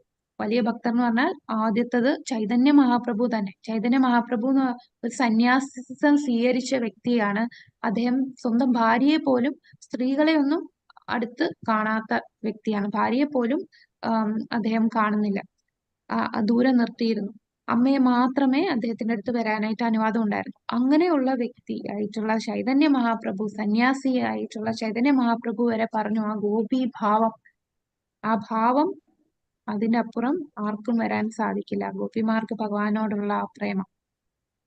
ഉദ്ധവർ, ഉയർന്ന ഭക്തരായിട്ടുള്ള ഉദ്ധവർ ആദ്യം എന്താണ് ഗോപിമാരുടെ അടുത്ത് ഭഗവാന്റെ വിശേഷങ്ങളൊക്കെ പറയാൻ പോയപ്പോ ഉദ്ധവര് വിചാരിച്ചു താൻ വലിയ ഭക്തനാണ്. ഉദ്ധവരും കുറെ ഫിലോസഫിയൊക്കെ ഗോപിമാരുടെ അടുത്ത് പറഞ്ഞു. പക്ഷെ ഗോപിമാരുടെ ഭക്തി കണ്ടിട്ട് ഉദ്ധവര് തന്നെ തനിക്ക് ഭഗവാനോട് ഒന്നുമില്ലല്ലോ എന്ന് തോന്നിപ്പോയി. കാരണം അത്രയും ഉയർന്ന ഭക്തിയാണ് ഗോപിമാർക്ക് ഭഗവാനോടുള്ളത്. അപ്പൊ ഇവരെല്ലാം പറഞ്ഞു ഗോപിമാർക്ക് ഭഗവാനോടുള്ള പ്രേമമാണ് ഏറ്റവും ഉയർന്നത് എന്ന് പറഞ്ഞു. ഇനി കുബ്ജയ്ക്ക് ഭഗവാനോടുള്ള പ്രേമമാണോ ഗോപിമാരുടെ അതേ തലത്തിലാണോ? നല്ല ഉയർന്നതാണോ? അല്ല. ഗോപികമാരുടെ അല്ല. എന്താണ് കുബ്ജയ്ക്ക് അവിടെ കാമമായിരുന്നു അല്ലെ? കുബ്ജ എന്ന് പറയുമ്പം ഭഗവാനെ പ്രീതിപ്പെടുത്തി. പക്ഷെ കുബ്ജയ്ക്ക് സ്വന്തം ഇന്ദ്രിയ തൃപ്തിക്കാണ് പ്രാധാന്യം കൊടുത്തത്. അപ്പൊ ഗോപിമാർക്ക് എന്ന് പറഞ്ഞാൽ സ്വന്തം ഇന്ദ്രിയത്തെ കുറിച്ച് അവർ ചിന്തിക്കുന്നേ ഇല്ല. ഏത് നിമിഷവും ഭഗവാനെ പ്രീതിപ്പെടുത്തുന്ന ചിന്ത മാത്രമേ ഉള്ളൂ. എന്നാൽ കുബ്ജയുടേത് സ്വന്തം ഇന്ദ്രിയ തൃപ്തി വരുന്നുണ്ട്. അപ്പൊ ഇത്രയാണ് കാമരൂപം. അടുത്തതാണ് സംബന്ധ രൂപം. ഭഗവാനുമായി സംബന്ധ രൂപം എന്ന് പറയുമ്പോൾ അവിടെ ഏതൊക്കെ വരും? ദാസ്യഭാവം, വാത്സല്യഭാവം, പിന്നെ സഖ്യം, മാധുര്യമാണ് കാമരൂപയിൽ വരുന്നത്. ഇനി ബാക്കിയുള്ളത് സംബന്ധ രൂപയിൽ വരും. ആ സംബന്ധ രൂപയില് വൃഷ്ണി കുലത്തിലുള്ളവർക്കും യശോദയിലും. വൃഷ്ണി കുലത്തിലുള്ളവരെന്ന് പറയുമ്പോൾ അവർക്ക് ഭഗവാന്റെ സ്വന്തം കുടുംബത്തിലുള്ള വ്യക്തിയായിട്ട് തങ്ങളുമായിട്ടുള്ള ബന്ധത്തില്, പിന്നെ യശോദാമ്മയ്ക്ക് ഭഗവാനോടുള്ള ഭാവം എന്ന് പറഞ്ഞാൽ വാത്സല്യഭാവത്തിലുള്ളതാണ്. അപ്പം ഭഗവാന്റെ രാഗാത്മിക ഭക്തര് തന്നെ രണ്ട് ഡിവിഷൻ ഉണ്ട്. കാമരൂപ, സംബന്ധരൂപ. കാമരൂപ എന്ന് പറയുമ്പോൾ മാധുര്യ പ്രേമം, ഗോപിമാർക്ക് ഭഗവാനുള്ള പ്രേമമാണ്. ഇനി സംബന്ധരൂപ എന്ന് പറയുമ്പോൾ അവിടെ യശോദാമയ്ക്കുള്ള, കൃഷ്ണകുലത്തിലുള്ളവർക്ക്, പിന്നെ ഗോപന്മാർക്ക്, അവർക്കെല്ലാമുള്ള ആ സാഖ്യഭാവം, വാത്സല്യഭാവം, പിന്നെ ദാസ്യഭാവം, ഇതെല്ലാം വരുന്നതാണ് സംബന്ധരൂപം. ഇതാണ് നമ്മള് 15-ാമത്തെ അധ്യായത്തിൽ കണ്ടത്. അപ്പൊ 15-ാമത്തെ അധ്യായം എന്ന് പറയുന്നത് രാഗാത്മിക ഭക്തരെ കുറിച്ചാണ് മൊത്തത്തിൽ പറയുന്നത്. രാഗാത്മിക ഭക്തർ. പിന്നെ എന്താണ് രാഗാത്മിക ഭക്തി എന്ന് ഇടയ്ക്ക് പറയുന്നതേ ഉള്ളൂ. ബാക്കി ഫുള്ള് എക്സ്പ്ലെയിൻ ചെയ്യുന്നതെല്ലാം രാഗാത്മിക ഭക്തിയാണ്.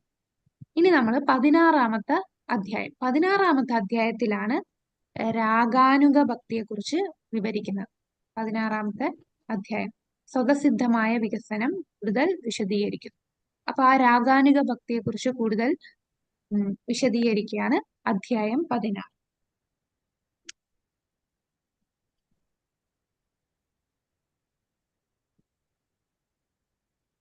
എന്താണ് രാഗാനുഗ സാധനാ ഭക്തി? അപ്പൊ നേരത്തെ നമ്മൾ പറഞ്ഞ പോലെ എന്താണ് രാഗാനുഗ സാധനാ ഭക്തി? ആരെ അനുഗമിക്കുന്നതാണ്? രാഗാത്മിക ഭക്തരെ ആ, രാഗാത്മിക ഭക്തരെ അനുഗമിക്കുന്നതാണ്. അപ്പൊ രാഗാത്മിക ഭക്തർ എന്ന് പറയുന്ന ആരാണ്? ഭക്തി വൃന്ദാവനത്തിലുള്ള നിത്യ നിവാസികൾ. അവരുടെ ഭക്തി സേവന മനോഭാവം വളർത്താൻ ഉദ്ദേശിച്ചുള്ള ഒരു സമ്പ്രദായമാണ് രാഗാനുഗ സാധനാ ഭക്തി. അപ്പോ നമുക്ക് അതിനുള്ള യോഗ്യത എന്താണ്? നമുക്ക് രാഗാനുഗ സാധനാ ഭക്തിയിൽ വന്നു. നമുക്ക് എങ്ങനെ മനസ്സിലാവും നമ്മൾ രാഗാനുഗ സാധനാ ഭക്തിയിലായെന്ന്? നമുക്കൊരു പ്രത്യേക ബന്ധത്തിൽ ഭഗവാനെ സേവിക്കാൻ ശക്തമായ ആഗ്രഹം കാണും. നേരത്തെ പറഞ്ഞ പോലെ ഇപ്പൊ വാത്സല്യ രസത്തിലാണെങ്കിൽ ആ ആഗ്രഹം, ഇപ്പൊ മാധുര്യ രസമാണെങ്കിൽ ആ രാധാകൃഷ്ണ ലീലകൾ കേൾക്കാനായിരിക്കും നമുക്ക് കൂടുതൽ താല്പര്യം. എങ്ങനെയാണ് മറ്റു ഗോപിമാര് രാധാകൃഷ്ണ ലീലകളെ സഹായിക്കുന്നത്, അവർക്ക് നികുഞ്ചങ്ങൾ ഒരുക്കി കൊടുക്കുന്നതും, രാധാറാണിയുടെ പാദസേവനം ചെയ്യുന്നതും, രാധാറാണിക്ക് താമ്പൂലം കൊടുക്കുന്നതും, അതെല്ലാം ഡീറ്റെയിൽ ആയിട്ട് കേൾക്കാനായിട്ട് നമുക്ക് ശക്തമായ ആഗ്രഹം വരും. അപ്പൊ ഏതെങ്കിലും നമ്മൾ ഈ പറഞ്ഞ 5 രസത്തിലുള്ള ഏതെങ്കിലും ഒരു ബന്ധത്തിൽ ഭഗവാനെ സേവിക്കാൻ ശക്തമായ ആഗ്രഹം വരും. അപ്പൊ ഈ ആഗ്രഹം നമ്മൾ എങ്ങനെ വളർത്തിയെടുക്കും? അതിൽ വരാനായിട്ട് വൃന്ദാവനത്തിലെ നിത്യവാസികൾ എങ്ങനെയാണ് കൃഷ്ണനെ വിവിധ സ്നേഹ മനോഭാവങ്ങൾ സ്വമേധയാ സേവിക്കുന്നതെന്ന് കേൾക്കുക, ശ്രവണം. നമ്മൾ ശുദ്ധ ഭക്തരിൽ നിന്ന് കേൾക്കണം. നമ്മൾ അതാണ് നിരന്തരം എല്ലാ ദിവസവും നമ്മൾ ശ്രവിക്കണം, ഭഗവാനെ കുറിച്ച് ശ്രവിക്കുക. അപ്പൊ വൃന്ദാവന നിവാസികളെ കുറിച്ച് എല്ലാം ശ്രവിക്കുക. അപ്പൊ നമുക്ക് ഇത് കേൾക്കുമ്പോൾ ഏതെങ്കിലും ഒരു പർട്ടിക്കുലർ ബന്ധത്തില് നമുക്ക് ആകർഷണം കൂടും. ഏകാഗ്രമായിട്ടുള്ള ആഗ്രഹം നമുക്ക് വരണം. അപ്പൊ ഇത് എപ്പോഴാ വരിക? നമ്മൾ നേരത്തെ പറഞ്ഞ പോലെ അനർത്ഥ നിവൃത്തി, നമ്മൾ ശ്രദ്ധ, സാധുസംഗ, ഭജനക്രിയ, അനർത്ഥ നിവൃത്തി എന്ന സ്റ്റേജിൽ എത്തിയാലേ നമുക്കത് ആ ഒരു അതിയായിട്ടുള്ള ഭഗവാനെ സേവിക്കാനുള്ള, പ്രത്യേക രീതിയിൽ സേവിക്കാനുള്ള അത്യാഗ്രഹം വരികയുള്ളൂ. അപ്പൊ നമ്മളുടെ ഉള്ളിലെ അനർത്ഥങ്ങളെല്ലാം ഇല്ലാതാകണം. അത് അവിടെയാണ് നമ്മൾ സ്റ്റക്കായി പോകുന്നത്. ഒരുപാട് വർഷം നമ്മൾ ഇങ്ങനെ അനർത്ഥ നിവൃത്തിയിൽ ഇങ്ങനെ നിൽക്കും. അനർത്ഥങ്ങളില്ല, അനർത്ഥങ്ങളോടുകൂടി നിൽക്കും. അത് മാറണമെങ്കിൽ നമ്മൾ അപരാധമില്ലാതെ നാമം ജപിക്കുക, വൈഷ്ണവ അപരാധം, ഇതൊക്കെ നമ്മൾ ഒഴിവാക്കുമ്പോഴേ നമുക്ക് ഇങ്ങനെ അനർത്ഥങ്ങൾ ഇല്ലാതെ ചെയ്യാൻ പറ്റും. നാമജപത്തിലുള്ള പിന്നെ സേവ അപരാധം, അങ്ങനെ ഒരുപാട് അപരാധങ്ങൾ നമ്മൾ പഠിച്ചല്ലോ. അപരാധങ്ങൾ ഇല്ലാതെ വരുമ്പോൾ നമുക്ക് പയ്യെ അനർത്ഥങ്ങൾ ഒഴിഞ്ഞു മാറുകയുള്ളൂ. നമ്മുടെ ഉള്ളിലെ കാമക്രോധ ലോഭങ്ങൾ ഇതെല്ലാം മാറണം. അപ്പോ എങ്ങനെ നമുക്ക് ആ അനർത്ഥ നിവൃത്തിയിൽ എത്താം? എന്താണ് ചെയ്യേണ്ടത്? ഇപ്പൊ എന്താണോ നമുക്ക് നാമം ജപിക്കുക, നമുക്ക് ആചാര്യന്മാര് പറഞ്ഞു തന്നിട്ടുള്ള, നമ്മുടെ ഗുരു പറഞ്ഞിട്ടുള്ള, ശാസ്ത്രങ്ങൾ നിർദ്ദേശിച്ചിട്ടുള്ള ആ വൈദി സാധനാ ഭക്തി കൃത്യമായിട്ട് ചെയ്യുക, നിരന്തരം ചെയ്യുക, കണ്ടിന്യൂസ് ആയിട്ട് ചെയ്യുക. നമുക്ക് ഇടയ്ക്കൊക്കെ വീഴ്ച പറ്റാം, എന്നാലും നമ്മൾ എണീറ്റ്, വീഴ്ച പറ്റി പോയി എന്ന് പറഞ്ഞ് നമ്മൾ അവിടെ ഇരിക്കല്ല്. നമ്മൾ വീണ്ടും എണീറ്റ്, ഇപ്പൊ കുട്ടി നടന്നു പോകാം, നമ്മളിപ്പോ ഇങ്ങനെ നടക്കാൻ പഠിക്കുകയാണ്. നടക്കാൻ പഠിക്കുമ്പോൾ ഇടയ്ക്കിടയ്ക്ക് വീണു പോയി ഇനി ഞാൻ നടക്കില്ല എന്ന് പറഞ്ഞ് ഇരിക്കാതെ കുട്ടി എന്താ ചെയ്യുന്നത്? വീണ്ടും എണീറ്റ് ശ്രമിച്ച് നടക്കും. അതേപോലെ നമുക്ക് സാധന ചെയ്യുമ്പോൾ ഇടയ്ക്കിടയ്ക്കൊക്കെ നമുക്ക് വീഴ്ച പറ്റും. എന്നാലും നമ്മൾ പ്രതീക്ഷയോട് കൂടി വീണ്ടും നിരന്തരം സാധന കറക്റ്റായിട്ട് ചെയ്യുക. അപ്പൊ സാധന തുടങ്ങുന്നത് നമ്മുടെ രാവിലത്തെ മംഗളാരതി, നമ്മളുടെ നാമജപം, നമ്മുടെ ആ പഞ്ചാംഗ ഭക്തി ഉണ്ടല്ലോ, ആ പഞ്ചാംഗ ഭക്തി, പിന്നെ യമനിയമങ്ങൾ 16 മാല, അതിനൊരു മാറ്റവും വരുത്താൻ പാടില്ല. പിന്നെ എല്ലാ ദിവസവും എന്താ ഭക്തസംഘം, ഭക്തരെ സേവ ചെയ്യുക, ഭാഗവത പാരായണം, എല്ലാ ദിവസവും ഭാഗവതം കേൾക്കുക. അങ്ങനെ പഞ്ചാംഗ ഭക്തിയില് ചെയ്യുമ്പോൾ കുറെ കഴിയുമ്പോൾ നമ്മുടെ അനർത്ഥങ്ങൾ ഇല്ലാതാകും.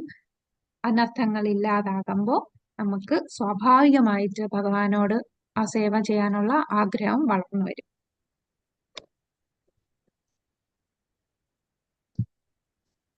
ഒരു പ്രത്യേക ഭക്തനോടൊപ്പം കൃഷ്ണനെ ഓർക്കുന്നു. അപ്പോ ഏത് ഭക്തനോടൊപ്പം, അത് നമ്മളുടെ ഓരോരുത്തർക്കും ഓരോന്നായിരിക്കും. അപ്പൊ നമുക്ക് ഏതിലാണോ ഏത് രീതിയിലാണോ സേവനം ചെയ്യാൻ, ഇപ്പം ചിലപ്പം മുതിർന്ന ഗോപിമാര് കുഞ്ഞു കൃഷ്ണനെ സേവിക്കുന്നതിലായിരിക്കും, അല്ലെങ്കിൽ മാധുര്യ തലത്തിൽ സ്നേഹിക്കുന്ന, അല്ലെങ്കിൽ സഖ്യ തലത്തിൽ ഭഗവാന്റെ സുഹൃത്തായിട്ടായിരിക്കും ആ രീതിയിൽ സേവനം ചെയ്യാനായിരിക്കും ആഗ്രഹിക്കുക. ശാരീരികമായും മാനസികമായും വൃന്ദാവനത്തിൽ അഭയം തേടേണ്ടതുണ്ട്. ആന്തരികവും ബാഹ്യവുമായ സേവനത്തിലൂടെ ഓർമ്മപ്പെടുത്തുക. ഒരു സിദ്ധഭക്തന്റെ പ്രവർത്തനങ്ങൾ ആന്തരികമായി ധ്യാനിക്കുകയും മാനസികമായി പിന്തുടരുകയും ചെയ്യുക. അപ്പൊ നമ്മളെല്ലാം രൂപാനുഗാസാണ്, അതായത് രൂപഗോസ്വാമിയുടെ പാത പിന്തുടരുന്നവരാണ്. ഇപ്പൊ രൂപഗോസ്വാമി എങ്ങനെയാണ് നമുക്ക് കാണിച്ചു തന്നിട്ടുള്ളത്? അദ്ദേഹം സിദ്ധഭക്തൻ എന്ന് പറയുമ്പോൾ അദ്ദേഹത്തിന് അറിയാം താൻ ആരാന്ന്, രൂപമഞ്ജരിയാണ്. എന്നാലും അദ്ദേഹം ബാഹ്യമായിട്ട് എങ്ങനെയാണ് സാധനയെല്ലാം ചെയ്യുന്നു? ആന്തരികമായിട്ട് എന്താണ് ചിന്തിക്കുന്നത്? അവിടെ വൃന്ദാവനത്തില് ഭഗവാന് രൂപമഞ്ജരിയുടെ സേവനങ്ങൾ ചെയ്തുകൊണ്ടിരിക്കുകയാണ്. ഇവിടെ നമ്മൾ സൂക്ഷിക്കേണ്ടത് സഹജിയാസ്, സിദ്ധപ്രണാലി എന്നീ 2 തരം കൂട്ടരുണ്ട്.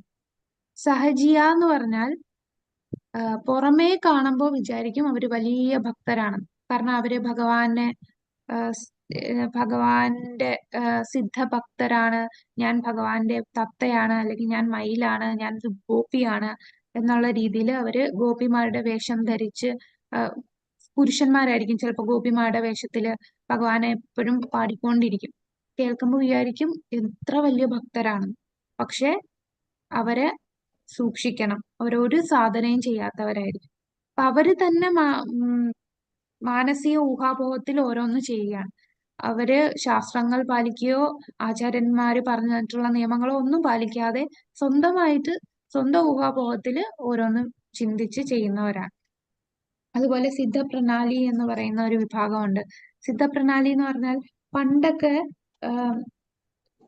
നൂറ്റാണ്ടുകൾക്ക് മുമ്പ് ആത്മീയ ഗുരു തന്റെ ശിഷ്യന് പറഞ്ഞു കൊടുക്കും, നീ ഇതാണ് നിന്റെ സിദ്ധരൂപം, അതായത് ഭഗവാനുമായിട്ട് നീ അവിടുത്തെ ഭഗവാന്റെ ധാമത്തിലെ ഒരു തത്തയാണെന്നോ, അല്ലെ അവിടുത്തെ ഒരു പശുവാണ്, അല്ലെ അവിടുത്തെ ഗോപിയാണ് എന്ന് സിദ്ധരൂപം പറഞ്ഞു കൊടുക്കും.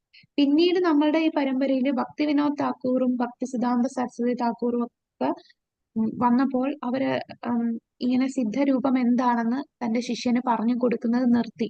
കാരണം ഈ കലിയുഗത്തിലുള്ള ആൾക്കാർ അത്രയും നീചമായിട്ടുള്ള കാലഘട്ടത്തിലോട്ട് പോവുകയെന്നതും പിന്നെ അനാവശ്യമായിട്ടുള്ള ദുരുപയോഗം നിർത്താനും വേണ്ടി അത് പറഞ്ഞു കൊടുക്കില്ല.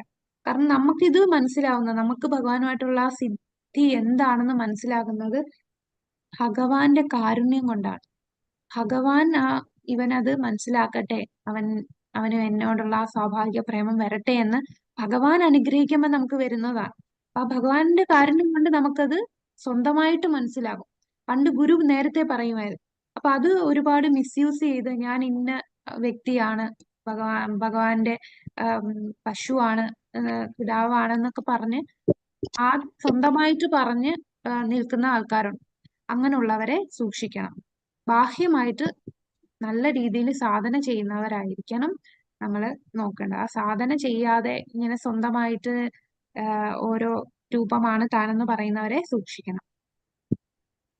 അപ്പൊ ഈ രാഗാനുഗ സാധനയിൽ എത്തുമ്പോൾ അവരുടെ ഒരു പ്രത്യേകത എന്ന് പറഞ്ഞാൽ ഈ 64 ഇനങ്ങളും അവര് പാലിക്കണമെന്നില്ല.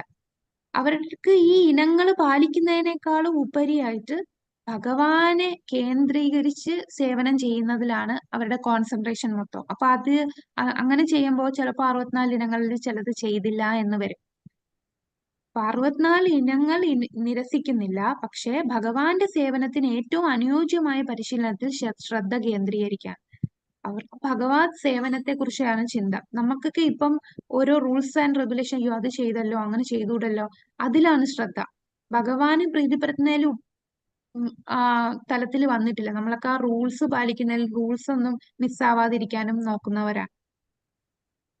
അപ്പൊ ഈ രാഗാനുഗ സാധന ഭക്തിയിലുള്ള വ്യക്തികൾ 64 ഇനങ്ങളിൽ ചിലത് അത് നിരസിക്കുന്നില്ല. ചിലപ്പോ അവര് ഈ ശ്രദ്ധ കേന്ദ്രീകരിക്കുമ്പോൾ ചിലത് ചെയ്തില്ല എന്ന് വരും എന്ന് പറഞ്ഞ് അവരുടെ ഭക്തിയിൽ അവർക്ക് താഴ്ന്നു പോകുന്നില്ല, കേൾവി ഉപേക്ഷിക്കുന്നില്ല. പക്ഷെ അവന്റെ പ്രത്യേക സേവനം, അപ്പം എപ്പോഴും ഭഗവാനെ കേൾക്കണം എന്ന് പറയും. അപ്പൊ ഇവര് കേൾക്കുന്നത് ഒരു പർട്ടിക്കുലർ കാര്യമായിരിക്കും കേട്ടുകൊണ്ടിരിക്കുന്നത്. ആ മാനസികാവസ്ഥയിൽ ഭഗവാനെ സേവിക്കാൻ, അതിനെ പോഷിപ്പിക്കുന്ന കാര്യങ്ങൾ കേൾക്കാനായിരിക്കും സാധനാ ഭക്തിയില് രാഗാനുഗ സാധനാ ഭക്തിയില് വളർന്ന വ്യക്തികൾക്ക് തോന്നുന്നത്.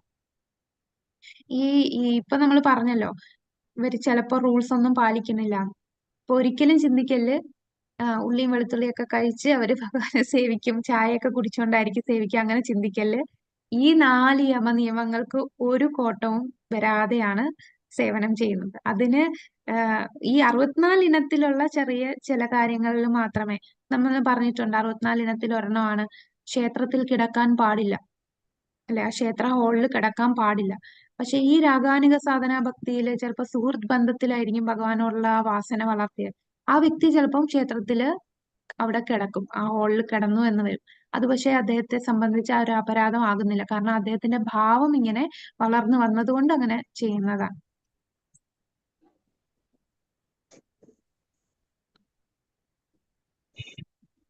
ഇനി രാഗാനുഗ സാധനാ ഭക്തി തന്നെ 2 തരമുണ്ട്. നമ്മൾ രാഗാത്മിക ഭക്തി 2 പറഞ്ഞില്ലേ, അത് ഏതൊക്കെയായിരുന്നു? കാമാനുഗ രാഗാത്മിക ഭക്തിയും സംബന്ധ രാഗാത്മിക. അതേപോലെ തന്നെ രാഗാനുഗ സാധനാ ഭക്തിയും ഇതേപോലെ 2 ഉണ്ട്. കാമാനുഗ രാഗാനുഗ സാധനാ ഭക്തിയും പിന്നെ ബന്ധാനു എന്ന് പറഞ്ഞാൽ നമ്മുടെ സംബന്ധം, രക്ഷകർത്തൃത്വം അല്ലെങ്കിൽ സൗഹൃദം, അതിലുള്ള രാഗാനുഗ സാധനാ ഭക്തി. ഇനി കാമാനുഗ എന്ന് പറയുമ്പോൾ ഭഗവാനുമായിട്ട് ആ മാധുര്യത്തിലുള്ള രസത്തില് വരുന്നതാണ്. അപ്പൊ അതിലെത്താനുള്ള യോഗ്യത എന്താണ്? നമുക്ക് ആഗ്രഹം വരും, ഭഗവാനും രാധയും കൃഷ്ണനെയും കുറിച്ച് കേൾക്കാനുള്ള ആഗ്രഹം. നേരത്തെ നമ്മൾ പറഞ്ഞില്ലേ, ഇപ്പൊ യശോദാമ്മയുടെ ലീല കേൾക്കാൻ അവര് വാത്സല്യം, അവര് ബന്ധാനുഗയിലായിരിക്കും പെടുക. എന്നാൽ രാധാകൃഷ്ണ ലീലകൾ കേൾക്കാനും രാധാകൃഷ്ണന്മാരെ എങ്ങനെ സേവിക്കാം, അവരുടെ രാസലീലകളിലൊക്കെ സേവനം ചെയ്യുന്നതും രാധാകൃഷ്ണന്മാരെ നികുഞ്ചങ്ങളിൽ ഒന്നിപ്പിക്കാനായിട്ടുള്ള സേവനം, അതിനെക്കുറിച്ച് കേൾക്കാൻ ആഗ്രഹമുള്ളത്, ആ അതിയായ ആഗ്രഹം വരുന്നവരാണ് കാമാനുഗ രാഗാനുഗ സാധനാ ഭക്തിയിൽ വരുന്നത്. അപ്പോ നമുക്കൊരു സംശയം തോന്നും, ഭഗവാന്റെ ഗോപിയായിട്ട് സേവ ചെയ്യാൻ ആഗ്രഹിക്കുമ്പോൾ അത് ആണുങ്ങൾക്ക് പറ്റുമോ? ഇത് പെണ്ണുങ്ങൾക്ക് മാത്രം ഉള്ളതാണോ? ഇത് സ്ത്രീകൾക്ക് മാത്രം ഉള്ളതാണോ? ഈ അല്ല അല്ല അല്ല നമ്മളെല്ലാം ആത്മാവാണല്ലേ. നമുക്ക് ഇപ്പൊ ഈ സ്ത്രീ ശരീരം ഉണ്ട്, പുരുഷ ശരീരം ഉണ്ട് എന്ന് പറഞ്ഞ് അത് ശാശ്വതമല്ല. അപ്പൊ നമുക്ക് ശരിക്കുള്ള ശരീരം അത് ഭഗവാന്റെ ധാമത്തിലാണ്. അപ്പോ പുരുഷന്മാർക്ക് ഇതിന് യോഗ്യതയുണ്ടോ? തീർച്ചയായിട്ടും ഉണ്ട്. അതിന് ഉദാഹരണമാണ് ദണ്ഡകാരണ്യത്തിലെ ഋഷിമാര്. ആ ഋഷിമാരെന്താണ് ആഗ്രഹിച്ചത്?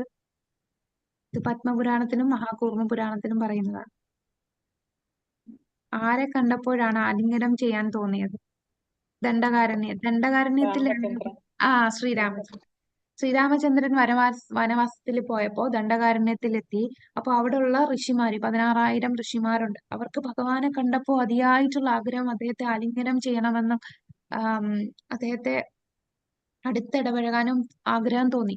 അപ്പൊ ഭഗവാൻ അത് ശ്രീരാമചന്ദ്രൻ ഏകപത്നി വ്രതം സ്വീകരിച്ച് ഉത്തമ പുരുഷനായിട്ടുള്ള പുരുഷോത്തമനായിട്ടാണ് ആ ഒരു അവതാരം. അപ്പൊ അദ്ദേഹം അവരെ തടയുകയും ഈ ഒരു അവതാരത്തിൽ നിങ്ങൾക്ക് എന്നെ സമീപിക്കാൻ കഴിയില്ല, അടുത്ത ദ്വാപര യുഗത്തില് നിങ്ങൾ എല്ലാരും എന്താണ് ഗോപിമാരായിട്ട്. അപ്പൊ ഈ ദണ്ഡകാരണ്യത്തിലെ ഋഷിമാരാണ് ഗോപിമാരായിട്ടെന്ന് പറയുന്നുണ്ട്.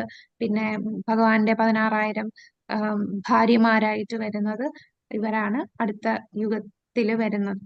അപ്പം തീർച്ചയായിട്ടും പുരുഷന്മാർക്കും അതിന് ആ രാഗാനുഗ എന്താ മാധുര്യ രസത്തിലുള്ള സേവനം ചെയ്യാൻ സാധിക്കും. ഇനി ഈ കാമാനുക ഭക്തി തന്നെ രണ്ട് തലമുണ്ട്. പരകീയ രസവും അടുത്ത ഏതാ? സ്വകീയ രസം. സ്വകീയ രസം. പരകീയ രസവും സ്വകീയ രസവും. പരകീയവും സ്വകീയവും എന്ന് പറയുമ്പോ വിവാഹിതരായിട്ടുള്ള ഭാര്യമാരും പിന്നെ വിവാഹം കഴിക്കാത്ത തരത്തിലുള്ള ഗോപിമാര്. അപ്പൊ വൃന്ദാവനത്തിലെ ഗോപിമാര് പരകീയ രസത്തിലാണ് ഭഗവാനെ സേവിക്കുന്നത്. പരകീയ രസം എന്ന് പറയുമ്പോൾ അവരുടെ കൂടുതൽ വിരഹഭാവമായിരിക്കും ഭഗവാനെ കാണാനും. അപ്പൊ അവരുടെ ഇന്റൻസിറ്റി കുറച്ചുകൂടെ കൂടുതലാണ് അല്ലെ. അതിപ്പം ഭൗതിക ലോകത്ത് നോക്കുമ്പോഴും വിവാഹത്തിന് മുമ്പ് കാമുകൻ കാമുകിമാർക്കുള്ള ആ പ്രേമവും വിവാഹത്തിന് ശേഷമുള്ള ഭാര്യ ഭർത്താക്കന്മാരുടെ സ്നേഹവും നോക്കുമ്പോൾ വിവാഹത്തിന് മുമ്പ് എപ്പോഴും കാണാനും എപ്പോഴും എന്ന് കാണും എന്നും ഇങ്ങനെ കാത്തിരിക്കും. പക്ഷെ വിവാഹശേഷം ആ ഒരു തലമൊക്കെ കുറഞ്ഞു വരും. ആ ഒരു ഡിഫറൻസ് ആണ് ഇവിടെ. പരകീയ ഭാവം എന്ന് പറയുമ്പോൾ ഗോപിമാർക്ക്, സ്വകീയ ഭാവം ദ്വാരകയിലെ ഭാര്യമാർക്ക്, രാജ്ഞിമാർക്ക്. ഇനി രാഗാനുഗ സാധന ഭക്തിയിലുള്ള വ്യക്തികൾക്ക് രണ്ട് തരത്തിലുള്ള ആൾക്കാരുണ്ട്. അവർക്ക് നേരിട്ട് ഭഗവാനുമായിട്ടുള്ള ബന്ധം സ്ഥാപിക്കാൻ ആഗ്രഹിക്കുന്നവരുണ്ട്. പിന്നെ ഒരു തരത്തിലുള്ള ആൾക്കാരെന്ന് പറഞ്ഞാൽ അവർക്ക് നേരിട്ട് വേണ്ട, ഭഗവാനെ ഇപ്പം ഗോപിമാരെ അസിസ്റ്റ് ചെയ്യാനുള്ള ആഗ്രഹമായിരിക്കും. അതായത് ഭഗവാനെ മാധുര്യഭാവത്തിലുള്ള ഗോപിയെ അസിസ്റ്റ് ചെയ്യാൻ ആഗ്രഹിക്കുന്ന തലത്തിലേക്ക് വരാൻ ആഗ്രഹിക്കുന്ന ഭക്തരും ഉണ്ട്. അപ്പൊ അത്രയും ഡീറ്റെയിൽ പോകണ്ട. അതിന് സംഭോഗ ഇച്ഛ, അതായത് തദ്ഭാവ ഇച്ഛ, അങ്ങനെ രണ്ട് തരം വിഭാഗം പറയുന്നുണ്ട്. ഇതില് വരുന്നതാണ് അത് കാമാനുക ഭക്തിയിൽ. അതായത് ഭഗവാനെ മാധുര്യ രസത്തിൽ നേരിട്ട് സേവിക്കാൻ ആഗ്രഹമുള്ളവര് കാണും. അപ്പൊ അവർക്ക് ആഗ്രഹം, എനിക്ക് നേരിട്ട് ഭഗവാന്റെ ഭാര്യയാകണം, ദ്വാരകയിലെ പത്നിയാവാനുള്ള സ്ഥാനം വേണമെന്ന് ആഗ്രഹിക്കുന്ന ഒരു വിഭാഗം ആൾക്കാരുണ്ട്. വേറൊരു വിഭാഗം എന്ന് പറയുന്നത് അവർക്ക് നേരിട്ട് രസത്തിൽ സേവിക്കാൻ ആഗ്രഹമില്ല, എന്നാൽ രാധാകൃഷ്ണ ലീലകളില് സഹായിക്കാനായിട്ട് ഉള്ള ആഗ്രഹം. അതാണ് സഹായിക്കുകയും രാധാറാണിയെ മറ്റുള്ളവരെയും സേവിക്കുകയും ചെയ്യുന്ന സ്നേഹം വളർത്തുന്ന വ്യക്തികളുമുണ്ട്. ഇനി ബന്ധാനുക എന്ന് പറഞ്ഞാൽ സംബന്ധം. അതായത് നമ്മളിപ്പോ ഇതിന് സംബന്ധാനുക എന്നും പറയും. ബന്ധാനുക എന്ന് പറയുമ്പോൾ സംബന്ധമാണ്. നേരത്തെ പറഞ്ഞ കാമാനുക രാഗാത്മീയ ഭക്തിയും സംബന്ധ രാഗാത്മീയ ഭക്തിയും പറഞ്ഞ പോലെ. അപ്പൊ ഇവിടെ വരുന്ന ഏതൊക്കെ ഭാവത്തിലാണ്, ഏത് രസത്തിൽ വരും? വാത്സല്യരസം, സഖ്യരസം, ഇതൊക്കെയാണ് ഇവിടെ വരുന്നത്. അപ്പൊ ഇതും രണ്ടു തരമുണ്ട്. നേരിട്ട് എനിക്ക് ഭഗവാന്റെ പിതാവാകണം എന്ന് ആഗ്രഹിക്കുന്ന തരം ആൾക്കാർ കാണും. അല്ലെങ്കിൽ മറ്റൊരു വിഭാഗത്തിലുള്ള ഭക്തന്മാരെന്താണ് ചെയ്യുക? ഭഗവാനെ നേരിട്ട്, ഇപ്പൊ ഭഗവാന്റെ പിതാവിനെ ദാസനാകുക, ഭഗവാന്റെ രക്ഷകർത്താക്കളുടെ അല്ലെങ്കിൽ ഭഗവാന്റെ സുഹൃത്തുക്കളുടെ ദാസനായി അവരെ സേവിക്കാനായിട്ട് ആഗ്രഹം വളർത്തുന്നത്. അപ്പൊ നമ്മളുടെ ഈ ഇതിലേതാണ് ഏറ്റവും ഉയർന്നത്? നമ്മുടെ ഈ ഗൗഡിയ വൈഷ്ണവ സമ്പ്രദായം അനുസരിച്ച് നേരിട്ട് ഭഗവാനെ സേവിക്കുന്നതാണോ അതോ അവരുടെ ദാസനാകുന്നതാണോ? ദാസനാകുന്നു. ദാസാനുദാസ ആ ഭാവമാണ് നമ്മൾ വളർത്തിയെടുക്കുന്നത് അല്ലെ. അപ്പോ അതാണ് കുറച്ചുകൂടെ ഉയർന്നത്. നമുക്ക് ആ ദാസഭാവം വളർത്തിയെടുക്കാം. അതാണ് കുറച്ച് രണ്ടിലും വെച്ച് ഉത്തമം എന്ന് പറയുന്നത്. നേരിട്ട് ഭഗവാനുമായിട്ട് സേവനത്തിനേക്കാളും ഭക്തരുടെ ദാസനാകുന്നതാണ് കൂടുതൽ ഉത്തമമായിട്ട്.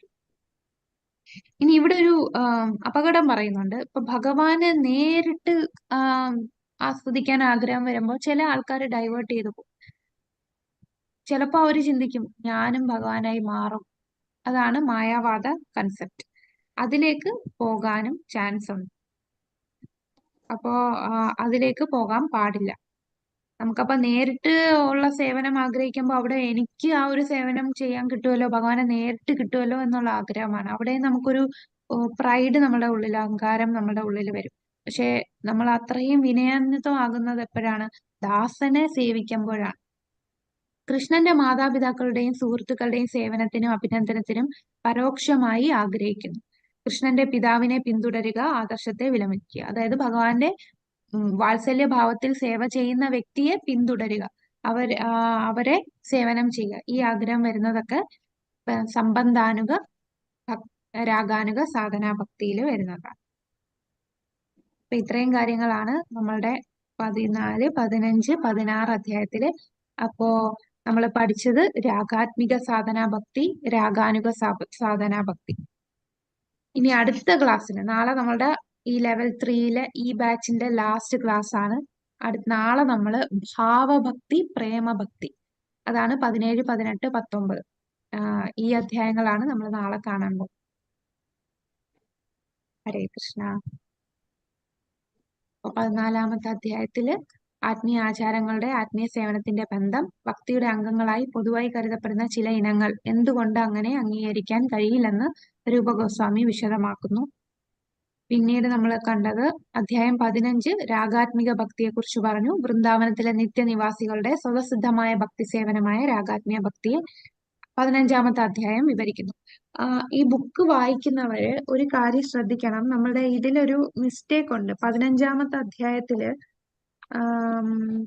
15-ാമത്തെ അധ്യായം എന്ന് പറയുമ്പോ പേജ് നമ്പർ 155 മുതൽ 155. അവിടെ ഇപ്പം ആദ്യത്തെ 4-ാമത്തെ ലൈൻ, ആദ്യത്തെ പാരഗ്രാഫ് 4-ാമത്തെ ലൈനില് രാഗാനുഗം എന്ന് പറയുന്നു എന്നില്ലേ? ഈ രാഗാനുഗം എഴുതിയതെല്ലാം വെട്ടിയിട്ട് രാഗാത്മികയാക്കണം. അതൊരു പ്രിന്റിംഗ് മിസ്റ്റേക്ക് ആണ്. കാരണം 15-ാമത്തെ അധ്യായം മൊത്തവും രാഗാത്മിക ഭക്തിയെ കുറിച്ചാണ് പറയുന്നത്. അത് അവിടെ താഴെയും വരുന്നുണ്ട്. ആ പാരഗ്രാഫിന്റെ അവസാനം രാഗാനുഗം എന്ന് വിശേഷിപ്പിക്കുന്നത് എന്ന് പറയുന്നില്ല, അത് രാഗാത്മികം വെട്ടിയിട്ട് രാഗാത്മികയാക്കണം. 2-ാമത്തെ പാരഗ്രാഫിലും വരുന്നുണ്ട്, രൂപ ഗോസ്വാമി രാഗാനുഗ ഭക്തിയെ നിർവചിച്ചിട്ടുണ്ട്, അത് രാഗാത്മികയാണ്. ഓക്കെ, ഇത്രയേ ഉള്ളൂ. ഹരേ കൃഷ്ണ. 16-ാമത്തെ അധ്യായത്തിൽ ശരിക്കും 16-ാമത്തെ അധ്യായമാണ് രാഗാനുഗ ഭക്തി. 15 രാഗാത്മിക ഭക്തിയെ കുറിച്ചാണ് വിവരിക്കുന്നത്. ഹരേ കൃഷ്ണ. അപ്പൊ നമുക്ക് ഇന്നത്തെ ക്ലാസ്സിലൂടെ ചുരുക്കാം. നാളെ നമുക്ക് അവസാനത്തെ സെഷനിൽ കിടക്കാം. വാഞ്ചാകൽപതരുഭ്യശ്ച കൃപാ സിന്ധുഭ്യവ ച പതിതാനാം പാവനേഭ്യോ വൈഷ്ണവേഭ്യോ നമഃ. अनंत कोटि वैष्णव वृंद की जय, श्रील प्रभुपाद की जय, गुरु महाराज की जय, गौर प्रेमानंदे हरि हरि बोल. हरे कृष्ण. हरे कृष्ण माता जी. हरे कृष्ण माता जी.